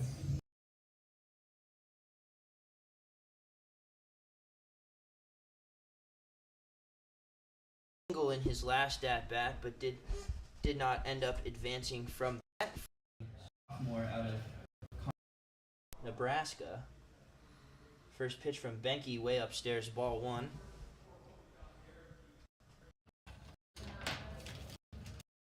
They're a first baseman, so probably not much of a threat to run, but with 2 outs here in a tie game as we head late, you never know what Scott Stanley, the head coach, had bag. 1-0 pitch in there for a strike. that was confidence there. Throwing an off-speed line in the count. That was a good pitch from Benke. I like that a lot.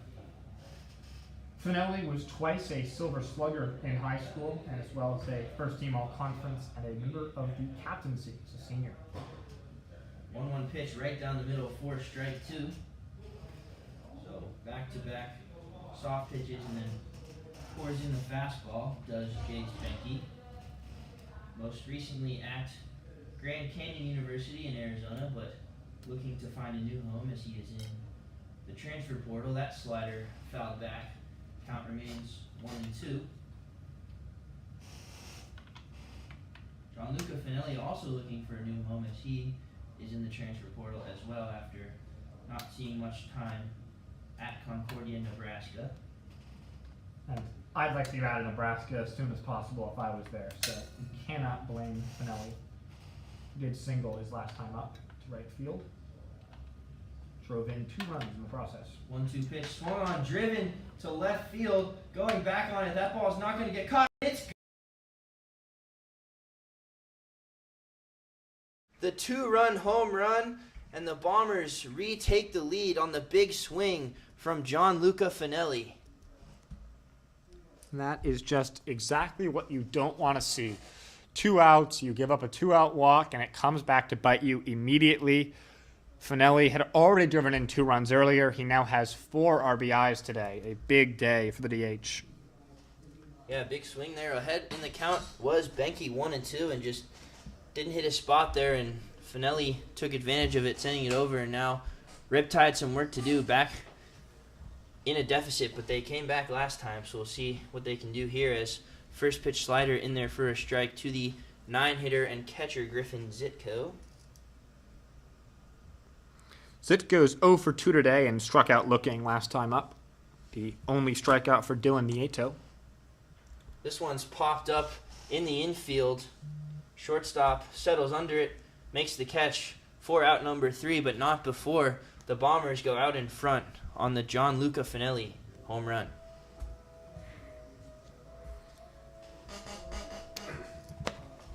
Do you need the entire changes? Yeah. Okay, so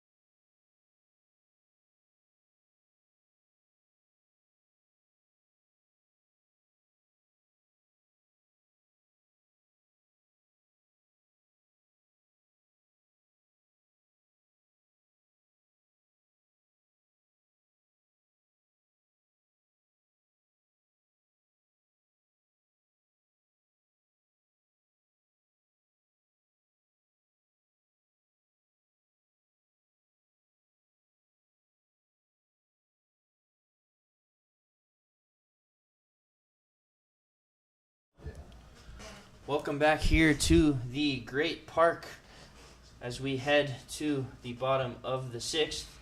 New hitter for the Riptide, that will be Colby Moran, the redshirt junior from Hope International University.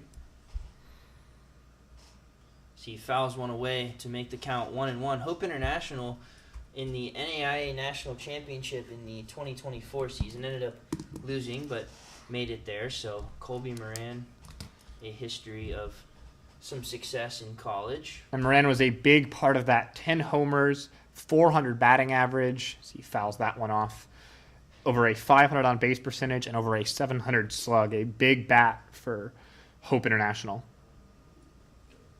Definitely has a lot of power in that first base spot, but now down in the count, 1 ball and 2 strikes. Pacheco still on the mound for the Bombers. His 1-2 flared towards left field, but it's going to hang up there for Kyle Becker in left. So Moran retired for out number 1.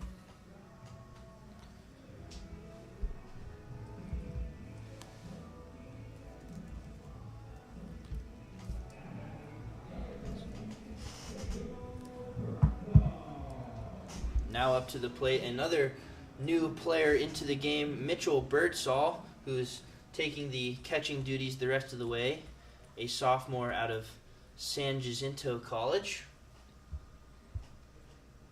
So he looks at a strike for the 0-1.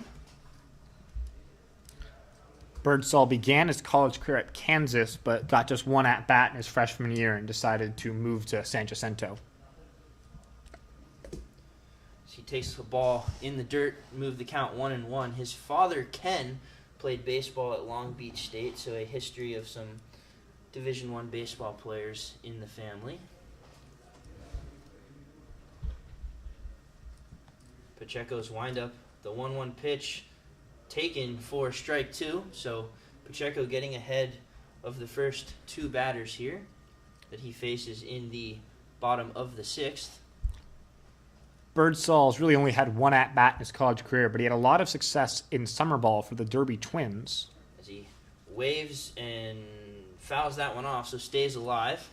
Just got a piece of that. Got a piece of Griffin Zitko behind the plate, so give him a breather. And I'm sure as a catcher, Mitchell understands just how hard those foul tips are to bring in. He's grateful that he was able to inflict some harm on his fellow catcher. Stay alive. Just gets a piece of that, stays alive, 1 ball, 2 strikes. Pacheco has been fairly good since coming out of the bullpen, relieving his San Francisco teammate Tyler Pastraico, who did not have a very good day, as that one's way outside to even the count. Well, he's almost needed to have runners on base. He came into a jam, got out of it, then he worked himself into trouble last inning before escaping. So we'll see if he can get rid of the first couple hitters here.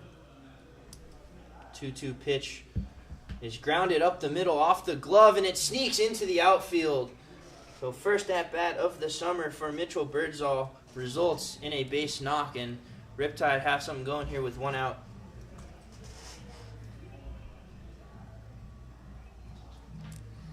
That was a great at-bat there from Birdsall. He fell behind, he stayed alive, got enough wood on the ball to send it just up the middle, over the glove of Pacheco, and then in between Leach and Williams. So sort of a carbon copy of Justin Heffler's hit last inning. That'll bring up Camden Sauce as we have an entirely new lineup the rest of the way for the Riptide. We talked to Coach Evans before the game. He said first couple games of the season, as everyone's kind of acclimating, he's going to switch pitchers a lot, not have guys go more than a couple innings, and have batters get 2 or 3 at-bats and then switch the lineup around just so everyone gets a fair shake early in the season before it starts to get serious as we get deeper into the summer.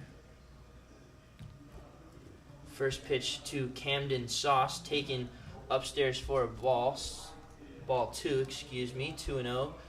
Camden Sauce, the sophomore out of TCU, but only played in 7 games and did not record a hit for the Horned Frogs as he pops this one up, shallow left field, shortstop going back on it. Becker, the left fielder, calls him off and runs in to make the play. So Camden Sauce goes down unceremoniously for out number 2. That'll bring up Reed Montgomery out of Long Beach State. Montgomery coming up to I Don't Care by Iconopop. And I'm not gonna lie, that's an early contender for best walkout song of the season. Yeah, you were a fan of Bradley Navarro's walk-up song I was. to start the game, and seemed to be a fan of Reed Montgomery here. First pitch from Pacheco, big swing and a miss from Reed Montgomery. Montgomery had a bit of a rough season at Long Beach State. He only hit 102, but he hit 400 his senior year of high school, so he's hoping he can recalibrate and get back to hitting well for the Riptide. Yeah, had an adjustment going into college, so first season, didn't have the best season, but it's still an adjustment making that jump from high school to Division I baseball, so I'm sure have a good summer at the Riptide and get off running at Long Beach State as he evens the count 1 ball, 1 strike. Birdsall, the new catcher leading off first base as the Bombers hold on to a 5-3 lead here in the bottom of the 6th. That one fouled straight back, 1-2 the count. You said Montgomery's from Long Beach State. Do you know what the Long Beach State baseball team is called? The Dirtbags, I love that. That's a great name right there. Produced a lot of guys as well. They have. Justin Turner comes out of there, or no, Justin Turner, Fullerton, excuse me. But Long Beach State, a lot of guys out of that Dirtbags program.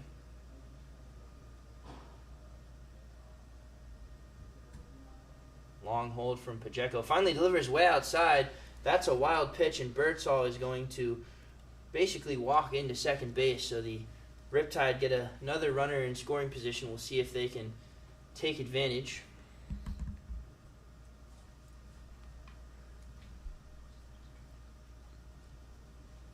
That Dirtbag program produced guys like Evan Longoria, Jason Giambi, and current Mets outfielder Jeff McNeil. So good history. We'll see if Reed Montgomery becomes another one of those Dirtbag major leaguers as he takes upstairs to move the count full. So good at bat here from him.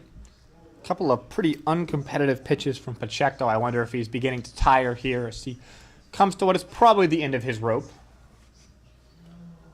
Pitcher moving around in the bullpen for the Bombers as Montgomery swings and misses, and another clean inning from Pacheco.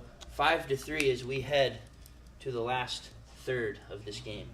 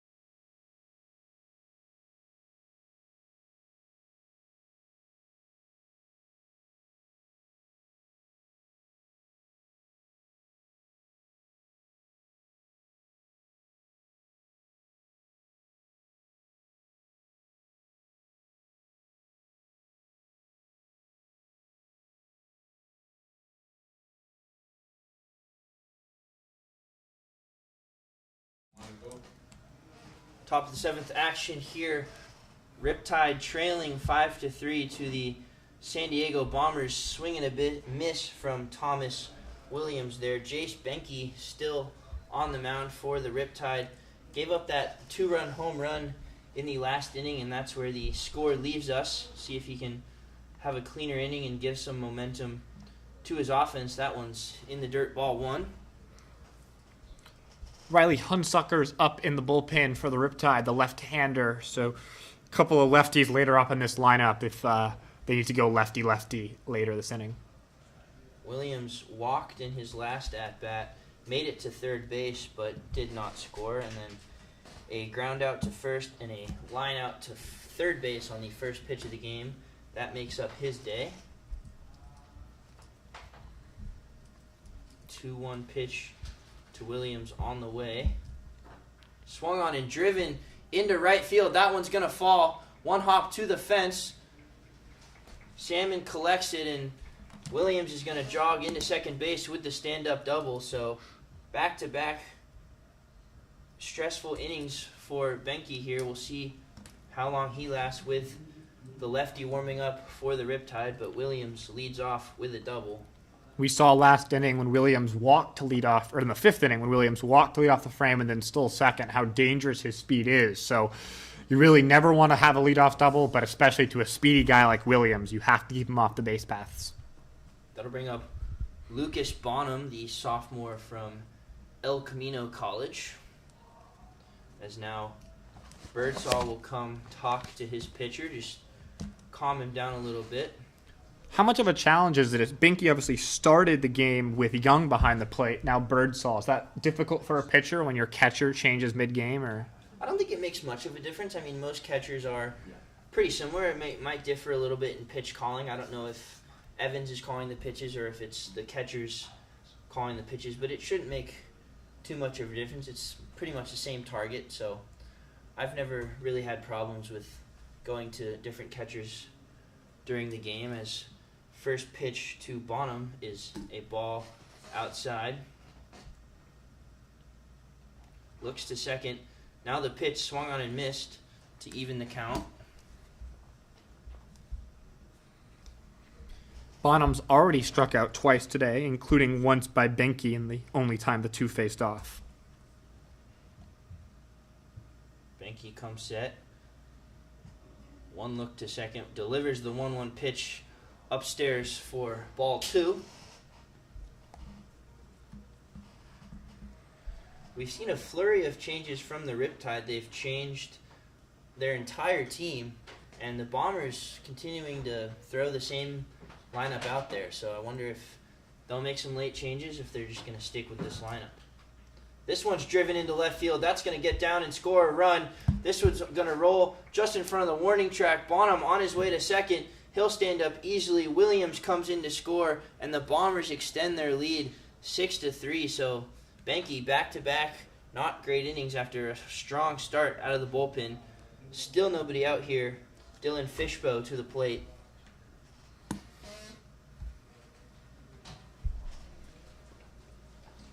And that's going to be it for Benke as Coach Evans comes to take him out. Looks like it's going to be Hunsicker coming in, so the first lefty of the season for the Riptide. Pitching change coming up.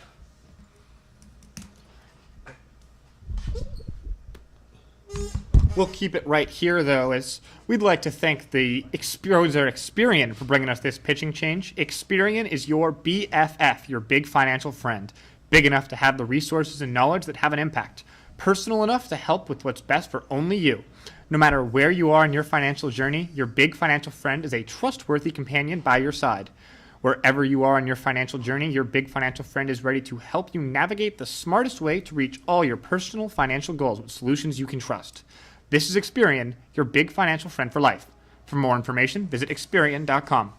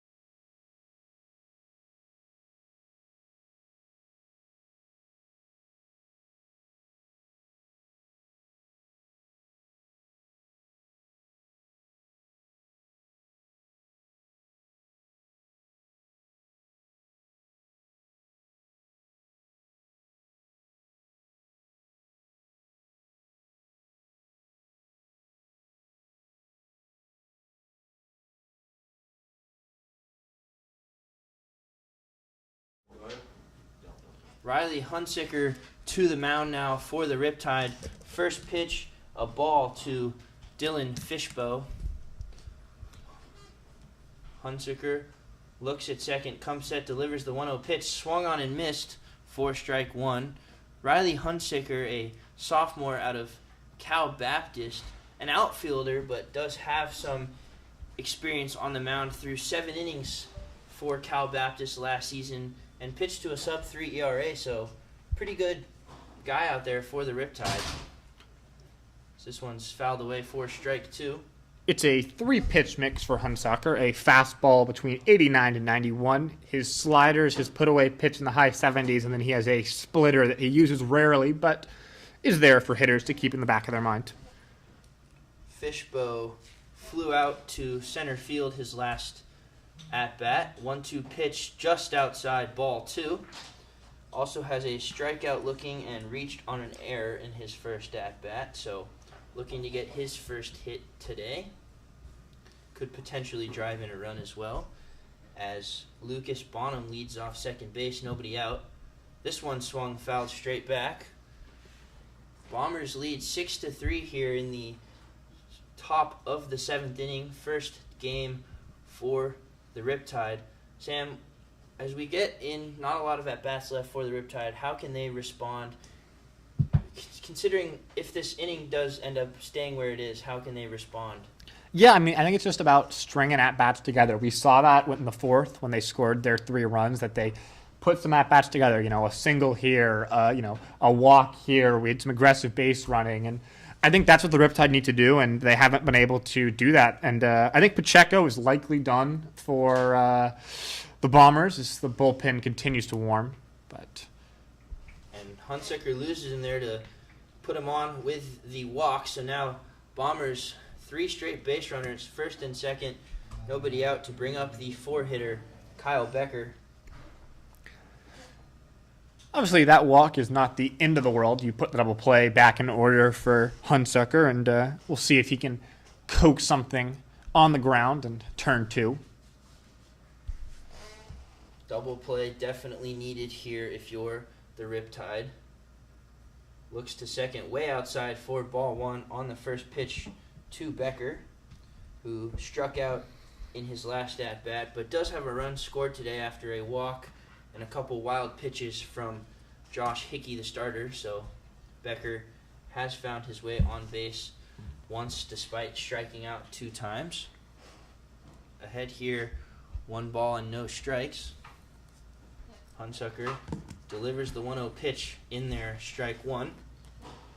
Neither starter, Hickey or Martin, will factor in the decision as the game was tied after both of them left. And right now it would be Binky who just left the game in line for the loss for the Riptide.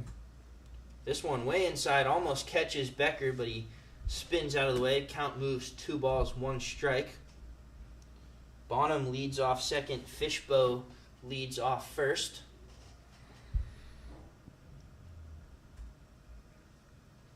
Looks to second now. The pitch swung on, fouled. That's going to go into the Great Park Night. Count moves even 2-2. A bit of action in the Bombers bullpen. Nobody warming up, but someone is kind of just prancing back and forth there. So see if Pacheco goes back out. 2-2 pitch swung on, driven into right field. That one's going to get down. Runner is going to be held at third, thrown in by Salmon.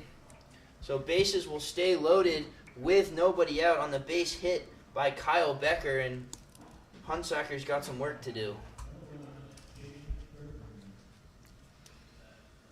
That pitcher in the bullpen for the Bombers is Willis Lacey, a sophomore from Westmont. So he's college teammates with Riptide starter Josh Hickey.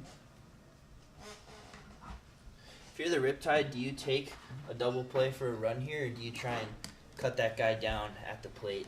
I think you do here. I mean, I think the most important thing is trying to limit the damage and keep it in with what I like to call slam range, inside 4 runs. And the difference between 3 and 4 isn't that big, but if you go to the plate and you don't get the out, then it could turn into a huge inning and the Riptide could be down 6 or 7.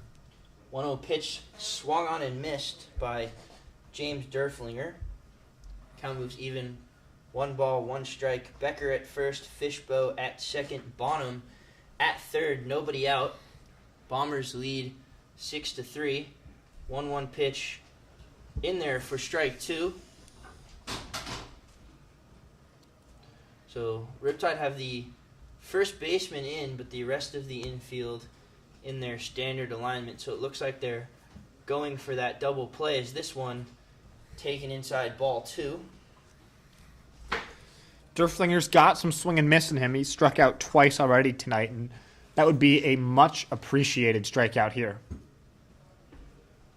And he fouls this one straight back towards us into the Great Park parking lot. Count will stay 2 balls and 2 strikes. I don't know about you, Hugh. I moved my car, so I'm safe, but I don't know if you... I'm pretty close, so a couple of these foul balls I've been worried, but hopefully car comes unscathed when I head home tonight as Derflinger goes down on strikes, the hat trick for him today. So one of the few Bombers who hasn't had much success at the plate today, but huge strikeout if you're Hunsaker, because now double play ends the inning with no runs, or with only 1 run coming across. No, it's really come from everywhere for the Bombers. Only Griffin Zitko, the number 9 hitter, is yet to reach base today. First pitch taken inside ball 1 from Dante Leach, although it appears Dante Leach is a switch hitter because he's been hitting lefty the entire time, and now he is hitting righty as he swings and misses there. 1-1 count. So Leach, a switch hitter in this Bombers lineup. 1-1 pitch in the dirt, ball 2. Leach out of Ottawa, Arizona University, an NAIA school, but he's bounced around a little bit in college baseball. Was originally at Arkansas Pine Bluff, then moved on to Southern Illinois, so had some D1 experience as he swings and misses there, and then was at Tennessee Wesleyan before ending up at Ottawa, Arizona. So he's bounced around a little bit, but seems to have settled in to the desert. Strike 3 called on the outside corner. 2 huge strikeouts for Hunsaker here. Now just 1 pitch away from getting out of this with only 1 run. And if you're the Riptide, that's exactly what you need. No, those were a couple of big strikeouts, a couple of big pitches, and both of those guys are guys who would come around to score earlier. So big pitches from Hunsaker to try and work his way out of trouble. That'll bring up Robert Gray, the first baseman today, as he looks at a first pitch strike. Gray reached on base his last time up with a walk, came around to score on the 2-run home run by Gianluca Finelli as he fouls this one towards the Bombers bullpen to make that 0-2. Been on base twice today, had a single in his first at-bat, then a strikeout, and then that walk where he came around to score. So looking to do some damage here, but in a 0-2 hole. And if you're Hunsaker, if you get this out, that's huge. For sure. Now, this would be a big out to keep the deficit only at 3. 0-2 pitch outside. Gray thought about it, but was able to hold up. Just nibbling at that outside corner. 1-2 pitch, swung on and missed. Hunsaker loads the bases and then strikes out the side. Huge if you're the Riptide. They still are down 6-3, but avoid some big damage.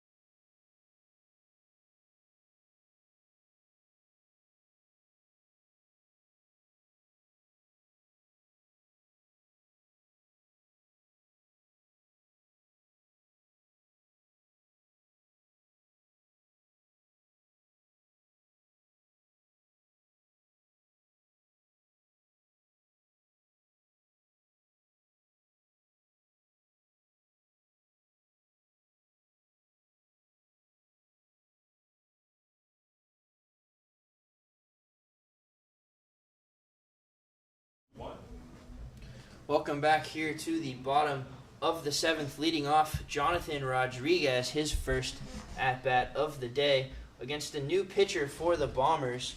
That would be Willis Lacey as he pours in a strike. Lacey was from Westmont.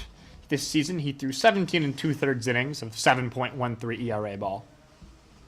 His opponent in the box, Jonathan Rodriguez, out of Long Beach State.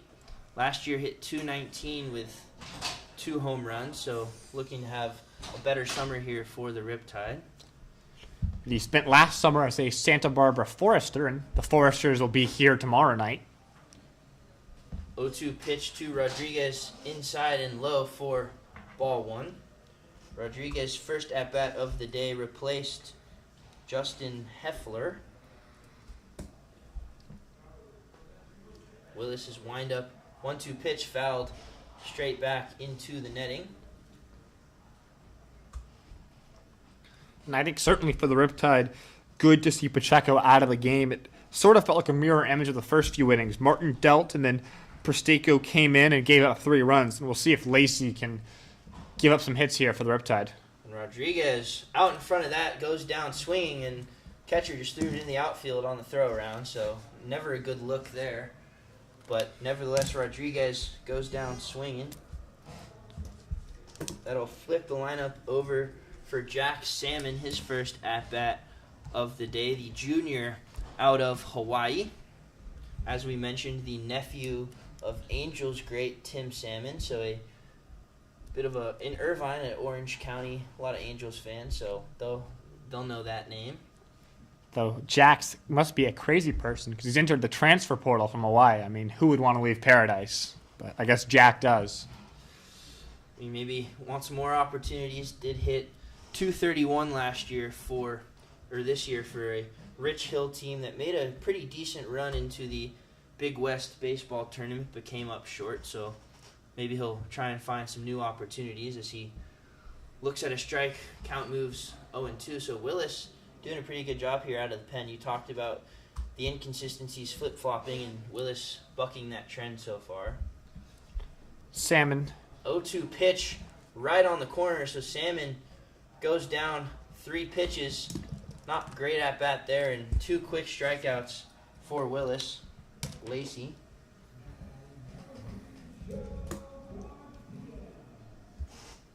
That'll bring up Sho Garcia for his first at-bat of the day, the new second baseman today, a freshman out of Georgetown. As he looks at a strike, Willis Lacey just pouring in the strikes in his first action of the day. Garcia fouls that one straight back, so another quick 2-strike count for Lacey. Sho Garcia, another local guy from Irvine, played at Crean Lutheran High School where he was the captain and the team MVP his senior year. So back home for the summer after being in the nation's capital as he looks at a ball inside. Coming on deck is Justin Tiller, the DH, and he appears to be the only member of the starting lineup who's going to stay in this ball game for the Riptide. Good take there from Sho Garcia as that moves the count 2-2. And I mean, Tiller did have a walk, came around to score, and he is a big power threat. So if you're Coach Evans, he hasn't had the best game, but he does have that ability to knock one out of the park. So keep him in the lineup, maybe insert some power as this one's lazy fly ball into right field. Second baseman Thomas Williams makes the play, and an unceremonious bottom of the 7th for the Riptide. They still trail 6-3.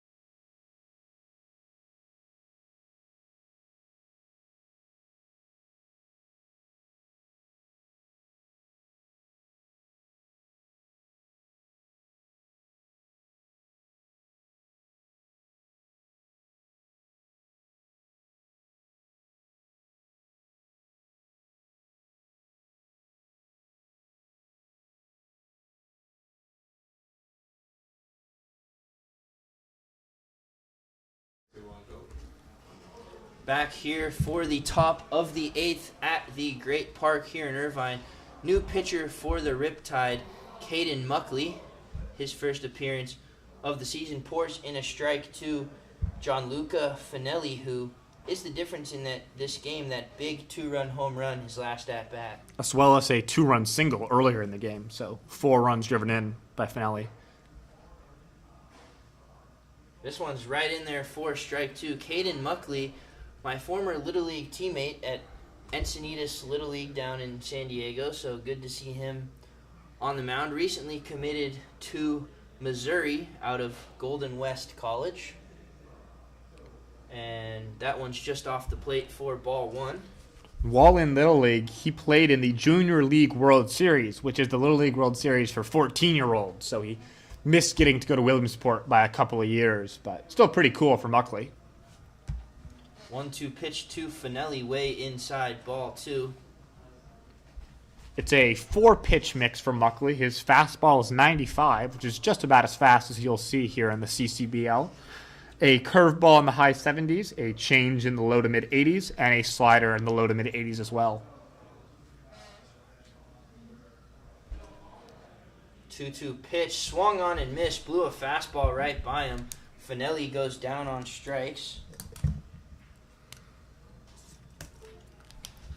And that'll bring up the first pinch hitter that the Bombers have had all day in the form of James Theodore, a sophomore out of Division III Webster University.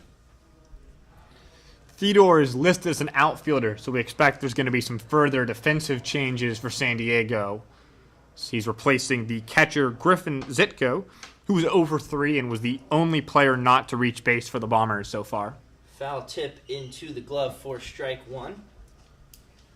James Theodore, another San Diego product from San Marcos, went to La Costa Canyon High School, a baseball powerhouse down there. Coach Rob Machado. His count moves even, 1 ball, 1 strike. Plenty of good LCC products to be filling up the minor and major league ranks over the last couple years. Mickey Moniak of the Colorado Rockies was the number 1 overall pick out of La Costa Canyon. Muckley's 1-1 pitch, grounded foul towards third base. Count moves 1-2.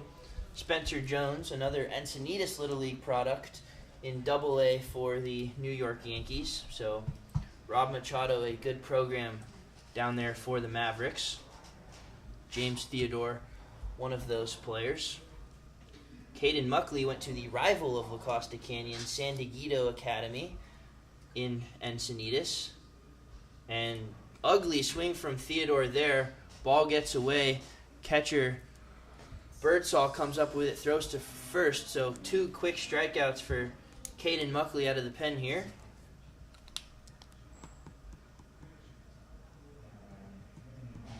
That'll flip the lineup over back to Thomas Williams, who's had himself a pretty good day. RBI double in his last at-bat, also a walk earlier, so he's a big reason why the Bombers are ahead in this game. That's the 15th strikeout of the day for the Riptide pitching staff, including 5 in a row here. So, while the run prevention has not been up to snuff, at least Coach Evans can hang his hat that there have been a lot of punchies so far. And the game's not over, but you don't tend to win a lot of baseball games striking out 15 times. So the Bombers have done a good job of overcoming that as Williams swings and misses at that big Muckley fastball to move the count 1 ball, 1 strike. Well, certainly only 7 hits so far, but a couple of errors and obviously the big home run. Those will all help you be able to still score even if you're punching out quite a bit. 1-1 pitch just up and away for ball 2. Riptide running out of at-bats, down by 3 with only 6 outs to work with. So we'll see when Muckley gets out of this inning how the new Riptide offense responds. That one's way outside for ball 3, the first trouble that Muckley's had out of the pen. Yeah, no, that one definitely maybe tried to overthrow a little bit and got well away from him and was probably behind the other batter's box. So Muckley's got to find a strike here. Don't want to walk a guy with 2 outs as Williams swings and misses. That might have been ball 4. And we saw a 2-out walk last time from Jace Benke, ended up turning into a 2-run home run. So No, for sure. walking a guy with 2 outs. You want to keep this game within 3, still a safe situation, still very gettable for the Riptide to come back in this game. 3-2 pitch, way outside, ball 4, and there is that 2-out walk to Thomas Williams. So 2 really good first 2 batters from Caden Muckley, and then loses Thomas Williams there. So we'll see if the Bombers can take advantage again with Lucas Bonham coming out. And that is the 5th walk of the day here for the Riptide. So a lot of strikeouts, but 5 walks in just under 8 innings here is not really ideal. We talked about it earlier, but it is interesting how the Bombers have kind of kept that same lineup minus James Theodore, and the Riptide decided to go completely new. No, I mean, I think it just came down to player availability. I mean, San Diego's bench was pretty thin. They gave us just 3 names, and Theodore is the first we've seen inserted in. But versus the Riptide had plenty of guys on their bench. 0-1 pitch to Bonham on the way. Swung on and missed for strike 2. Williams leads off second. Did have a stolen base earlier in the game, so a threat to run, but not necessarily a steal situation with the lead in this point of the game. Muckley holds set. Williams does take off. 0-2 pitch. Gets away from Birdsall, and Williams is going to take off to third, and he's going to get there. So Williams, using his speed, easy steal of second. Ball gets away from Birdsall. Williams advances to third, and that 4th run to give them an even bigger lead is only 90 feet away, but there is 2 outs. No, yeah, it looked like Birdsall, pitch bounced, and I think Birdsall really had no chance to get Williams at second, but chose to try and throw anyway and lost the ball in the transfer. And this one's fouled straight back. Another risky ball for the Cars behind us. Still, though, 2 strikes here, 2 outs. I think it's really important for Muckley just to focus on retiring the hitter at the plate. Worry about Bonham. Don't worry about Williams. He's not going to steal home. Bonham a double in his last at-bat, so does have a hit on the ledger today. 1-2 ties him up inside, swing and a miss, strike 3. Bombers do not score, but Riptide running out of time. They trail 6-3.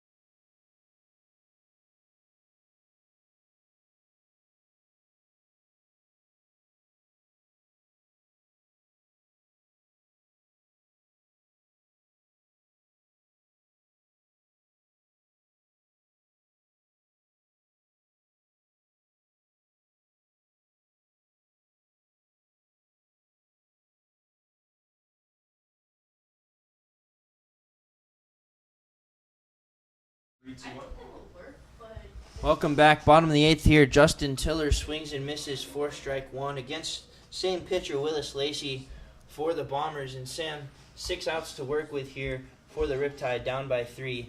What's the strategy here? I mean, it's the heart of the order. It's 3, 4, 5 up right here, and I think you have to get at least 1, if not 2 runs off Lacey here. Swing and a miss from Tiller, so that'll push the count to 1-2. Tiller, we've talked about the big power guy, the home run record at Cypress College, but hasn't done much today. Did reach on a walk and came around to score as he swings and misses here. And Willis Lacey has been awesome out of the bullpen for this Bombers team. That'll bring up Tyler Holland, who's making his first appearance of the summer for the Riptide. A two-way player out of Arkansas, but did not play this year as he decided to redshirt, but is an Arkansas Razorback. And he gets nailed in the head. Oh. First pitch he sees of the summer, right to the noggin. So Holland will get on base. Welcome to the Riptide, Tyler Holland. Willis Lacey with a warm welcome to him.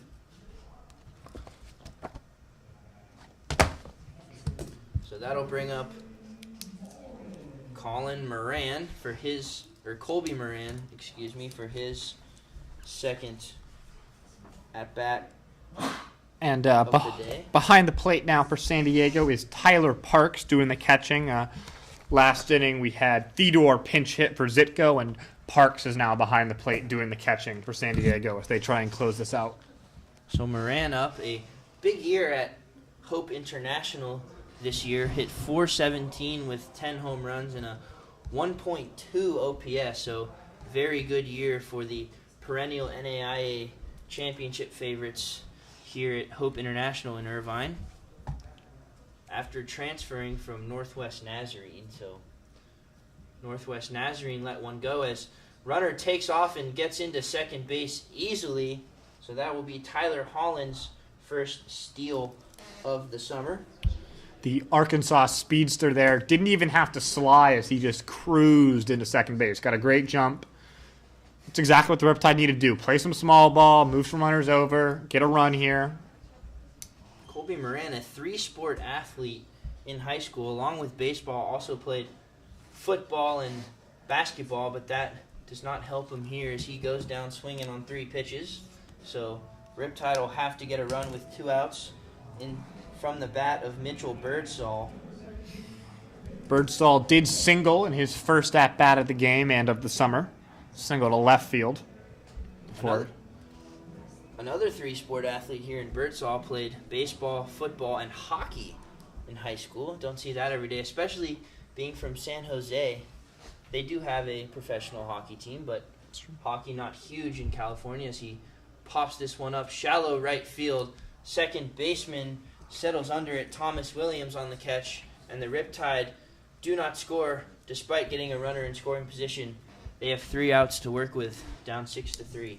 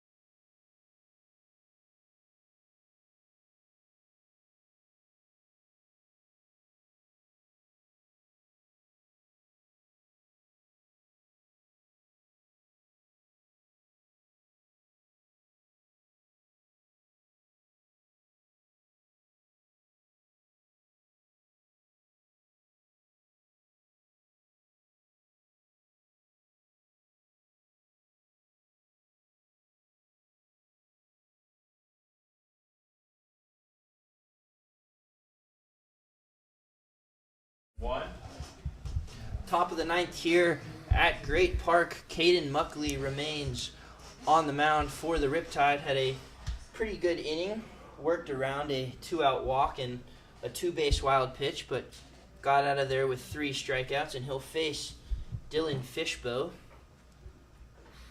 Another one of those La Costa Canyon products that we talked about as he swings at the first pitch and lines it up the middle for a base hit. The first hit for him, did get on base last time with a walk, so third time on base today, reached on an error as well, but first hit for Dylan Fishbow, the Division III product.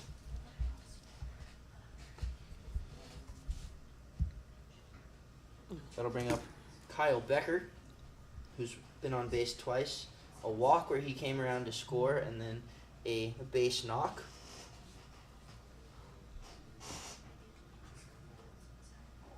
Muckley's first pitch to Becker in the dirt, ball 1. Becker's got a base hit and a walk tonight with a couple of strikeouts to go with it. Scott Stanley utilized the steal in the last inning with Thomas Williams. He ended up at third on the wild pitch. We'll see if Fishbow takes off here, which he does. Muckley's pitch in there for a strike, throw down, not in time. Fishbow gets in safely, his first steal of the day, and despite the lead, Coach Scott Stanley being aggressive, sending these base runners, something we haven't really seen from the Riptide today.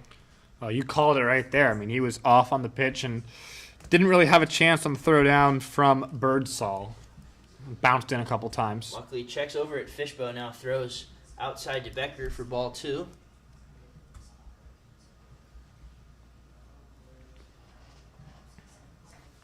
It sort of felt like the little things have been what San Diego's done well today. You know, they've, for the most part, kept it relatively clean, no errors. Obviously 2 for the Riptide.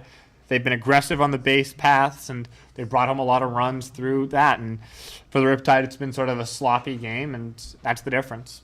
That's baseball. Little things win a lot of games, and Riptide haven't done that. The Bombers have, and that's the result we're seeing as Muckley walks Becker, his third time being on base today, his second walk of the day. So not what you want to do if you're the Riptide. With only 3 outs to play with, you don't want any more runs on the board. It's also the second walk that Muckley has issued here. So he and Birdsall will come and chat about what to do with James Deflinger up next.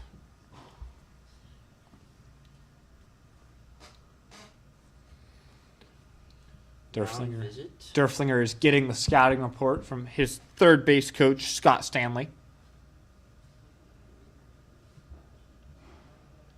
A lengthy meeting both on the mound and between the third base coach and Derflinger.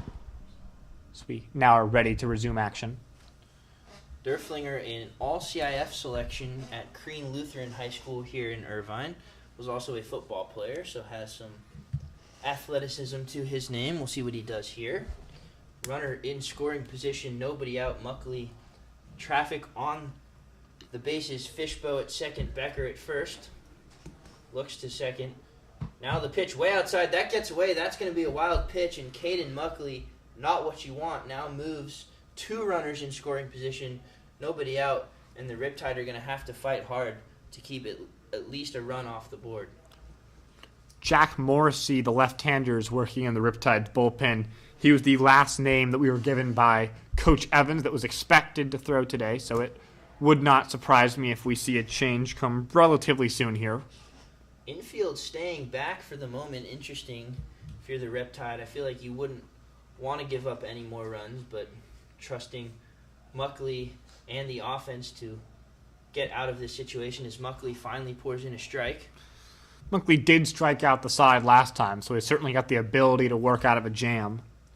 Infield's not in, but they are, at least the corners are about even with the bag. The middle infielders in their normal spots. Muckley's 1-1 pitch way inside, ball 2. That's Moran at first, Garcia at second, Holland at short, and Camden Sauce at third base. With Mitchell Birdsall behind the plate. This one swung on and missed for strike 2.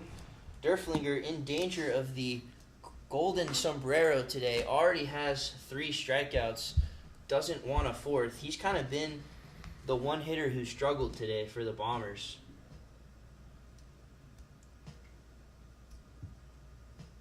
Muckley's 2-2 pitch way upstairs, ball 3. And you never want to walk people, but there is a base open. A walk loads the bases, but it means that there's a force out at any base. Could help with a ground ball for some run prevention. But again, kind of just want to go after this guy. See, I'd go outside of the zone here. He's swung and missed a lot today. Make him take a pitch outside. And if you said, a walk's not the end of the world. Full count. This one's fouled back. That 95-mile-an-hour fastball that Muckley possesses. He's going to it a lot here. Derflinger in a battle does not want the Golden Sombrero to his name.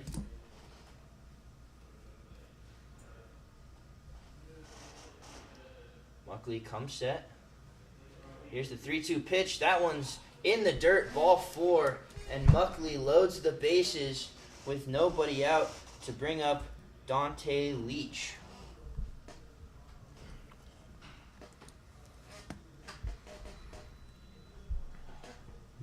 Looks like we're going to have a pitching change here as Coach Brian Evans strolls to the mound. Likely ends Muckley's day with the bases loaded.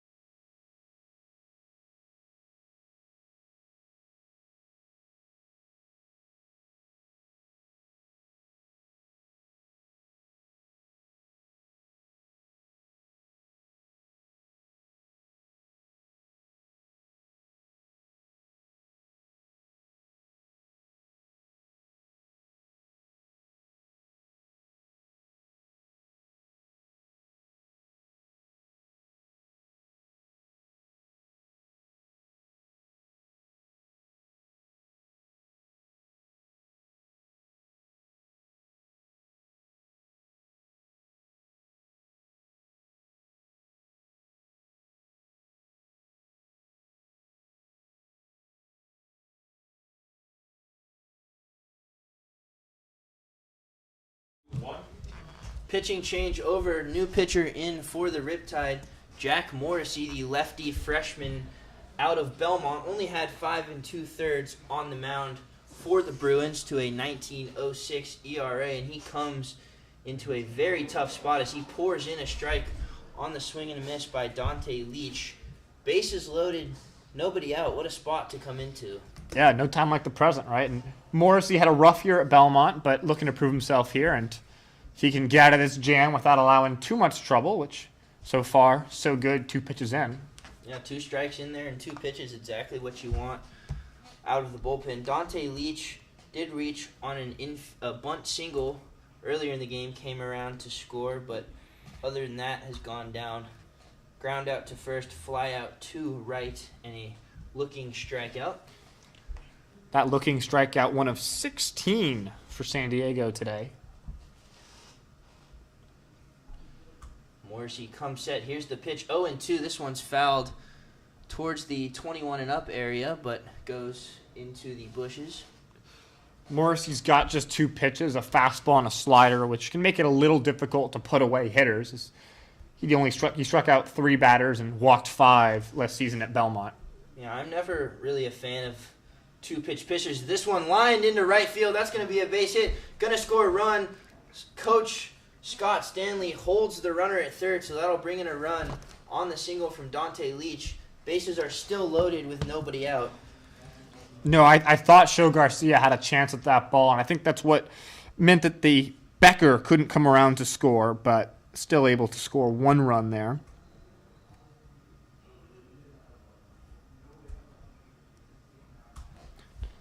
Seven to 3 ball game now. That'll bring up Robert Gray, who looks at a strike on the outside corner.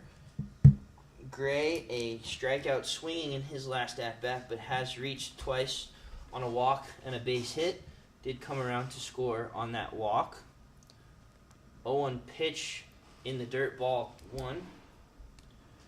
Becker at third, Derflinger at second, Dante Leach, the man at first. Still nobody out here, and this could get ugly for the Riptide. No, it certainly could. And that one is lined to third base and caught over to second, and the double play. Just what the Riptide needed. Soft liner to third. Derflinger gets doubled up at second, and Morrissey 1 pitch away from escaping this with only 1 run. What a play from Camden Sauce. And heads-up play from Camden Sauce, be ready to throw, and from Show Garcia to be right on the bag. Turn 2, and real chance to get out of this. Still within 4 runs here.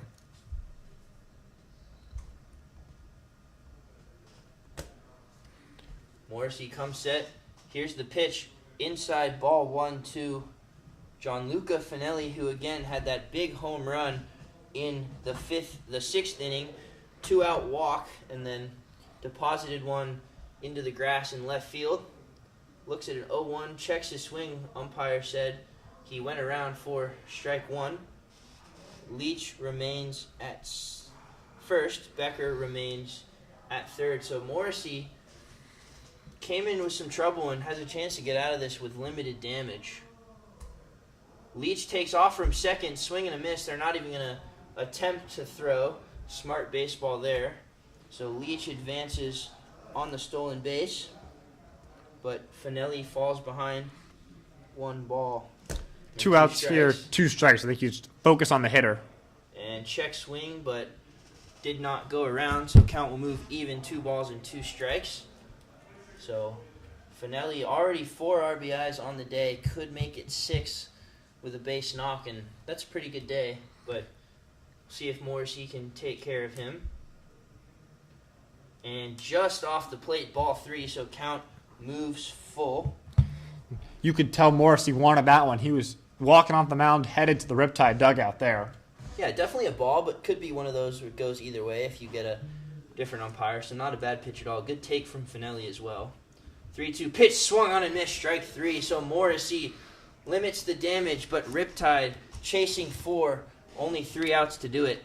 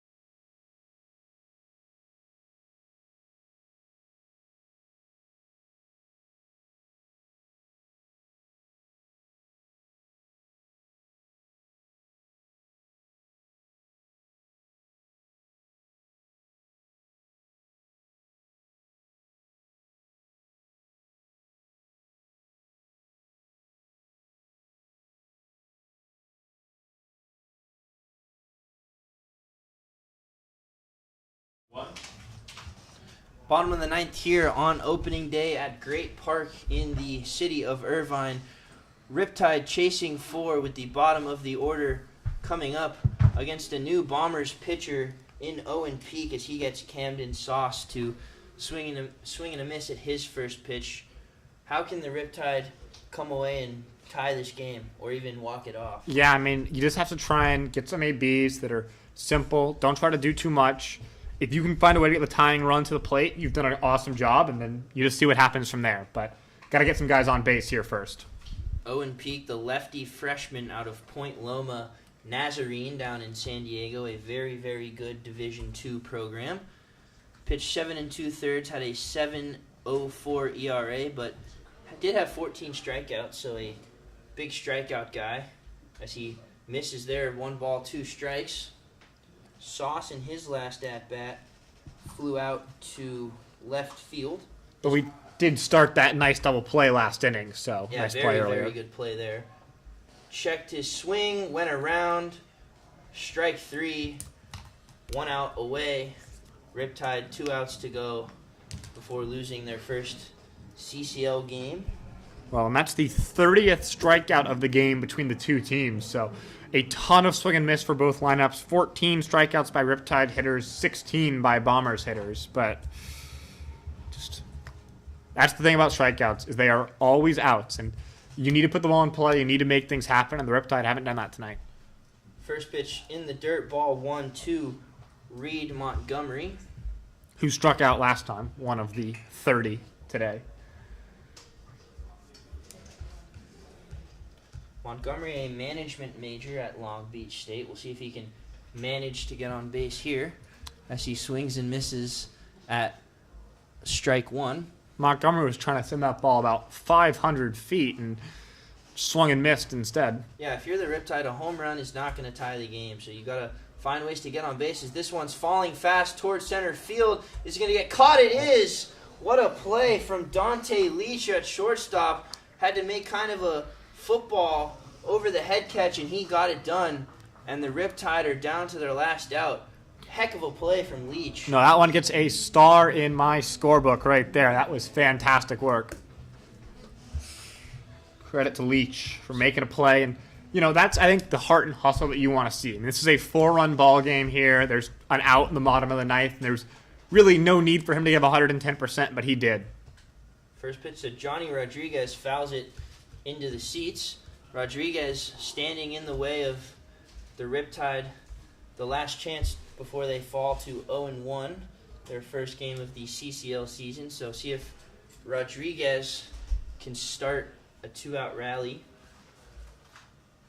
Back-to-back Long Beach State guys here for the Riptide as that one's fouled straight back. So Riptide down to their final strike, down 7-3 here in the bottom of the ninth to the CCL affiliate team, San Diego Bombers. No, and not the night you were hoping for, though, of course. This game does not count for the CCL standings, as it is against an affiliate opponent. And Montgomery torches one to center field. That's one going to get down into center field. It's a 2-out life for the Riptide. Rodriguez got bad on the ball there, deposited it in front of Fishbow, and now the lineup flips over for Jack Salmon. Riptide could have something going here. And credit there to Rodriguez. Nice piece of 2-strike hitting, put the ball in play, and good things happen, and happened right there for the Riptide. Yeah, and Coach Evans talked to us before the game, said he came in expecting to win this game, as he expects to win every game, but didn't go the Riptide's way today. Still time left, but just didn't play their best game. But it is the first game of the season, is early. No, and I think a good credit here to the sort of second wave of players is there was some really sloppy baseball in the first 5 innings for the Riptide. The defense has been much cleaner the last few as the substitutes have come into this ball game, and the nice play last inning, I think, really highlighted the defensive excellence from the second set of guys here. Definitely, and obviously, Coach Evans talked to us and said they're kind of just mixing and matching the first couple games, see what guys got. So not the end of the world a loss, just see what guys can do and how they perform. It's 0-2 to Jack Salmon. He goes down swinging, his second strikeout on as many pitches in the game. And the Riptide fall in the first CCL game of the season to the Bombers, 7-3. Gavin Pacheco, the winning pitcher for the Bombers. Jace Benke takes the loss for the Riptide. 7-3 here at the Great Park. But quick turnaround tomorrow as the Santa Barbara Foresters come to town for the first game that counts towards the CCL standings. 7 o'clock here at the Great Park.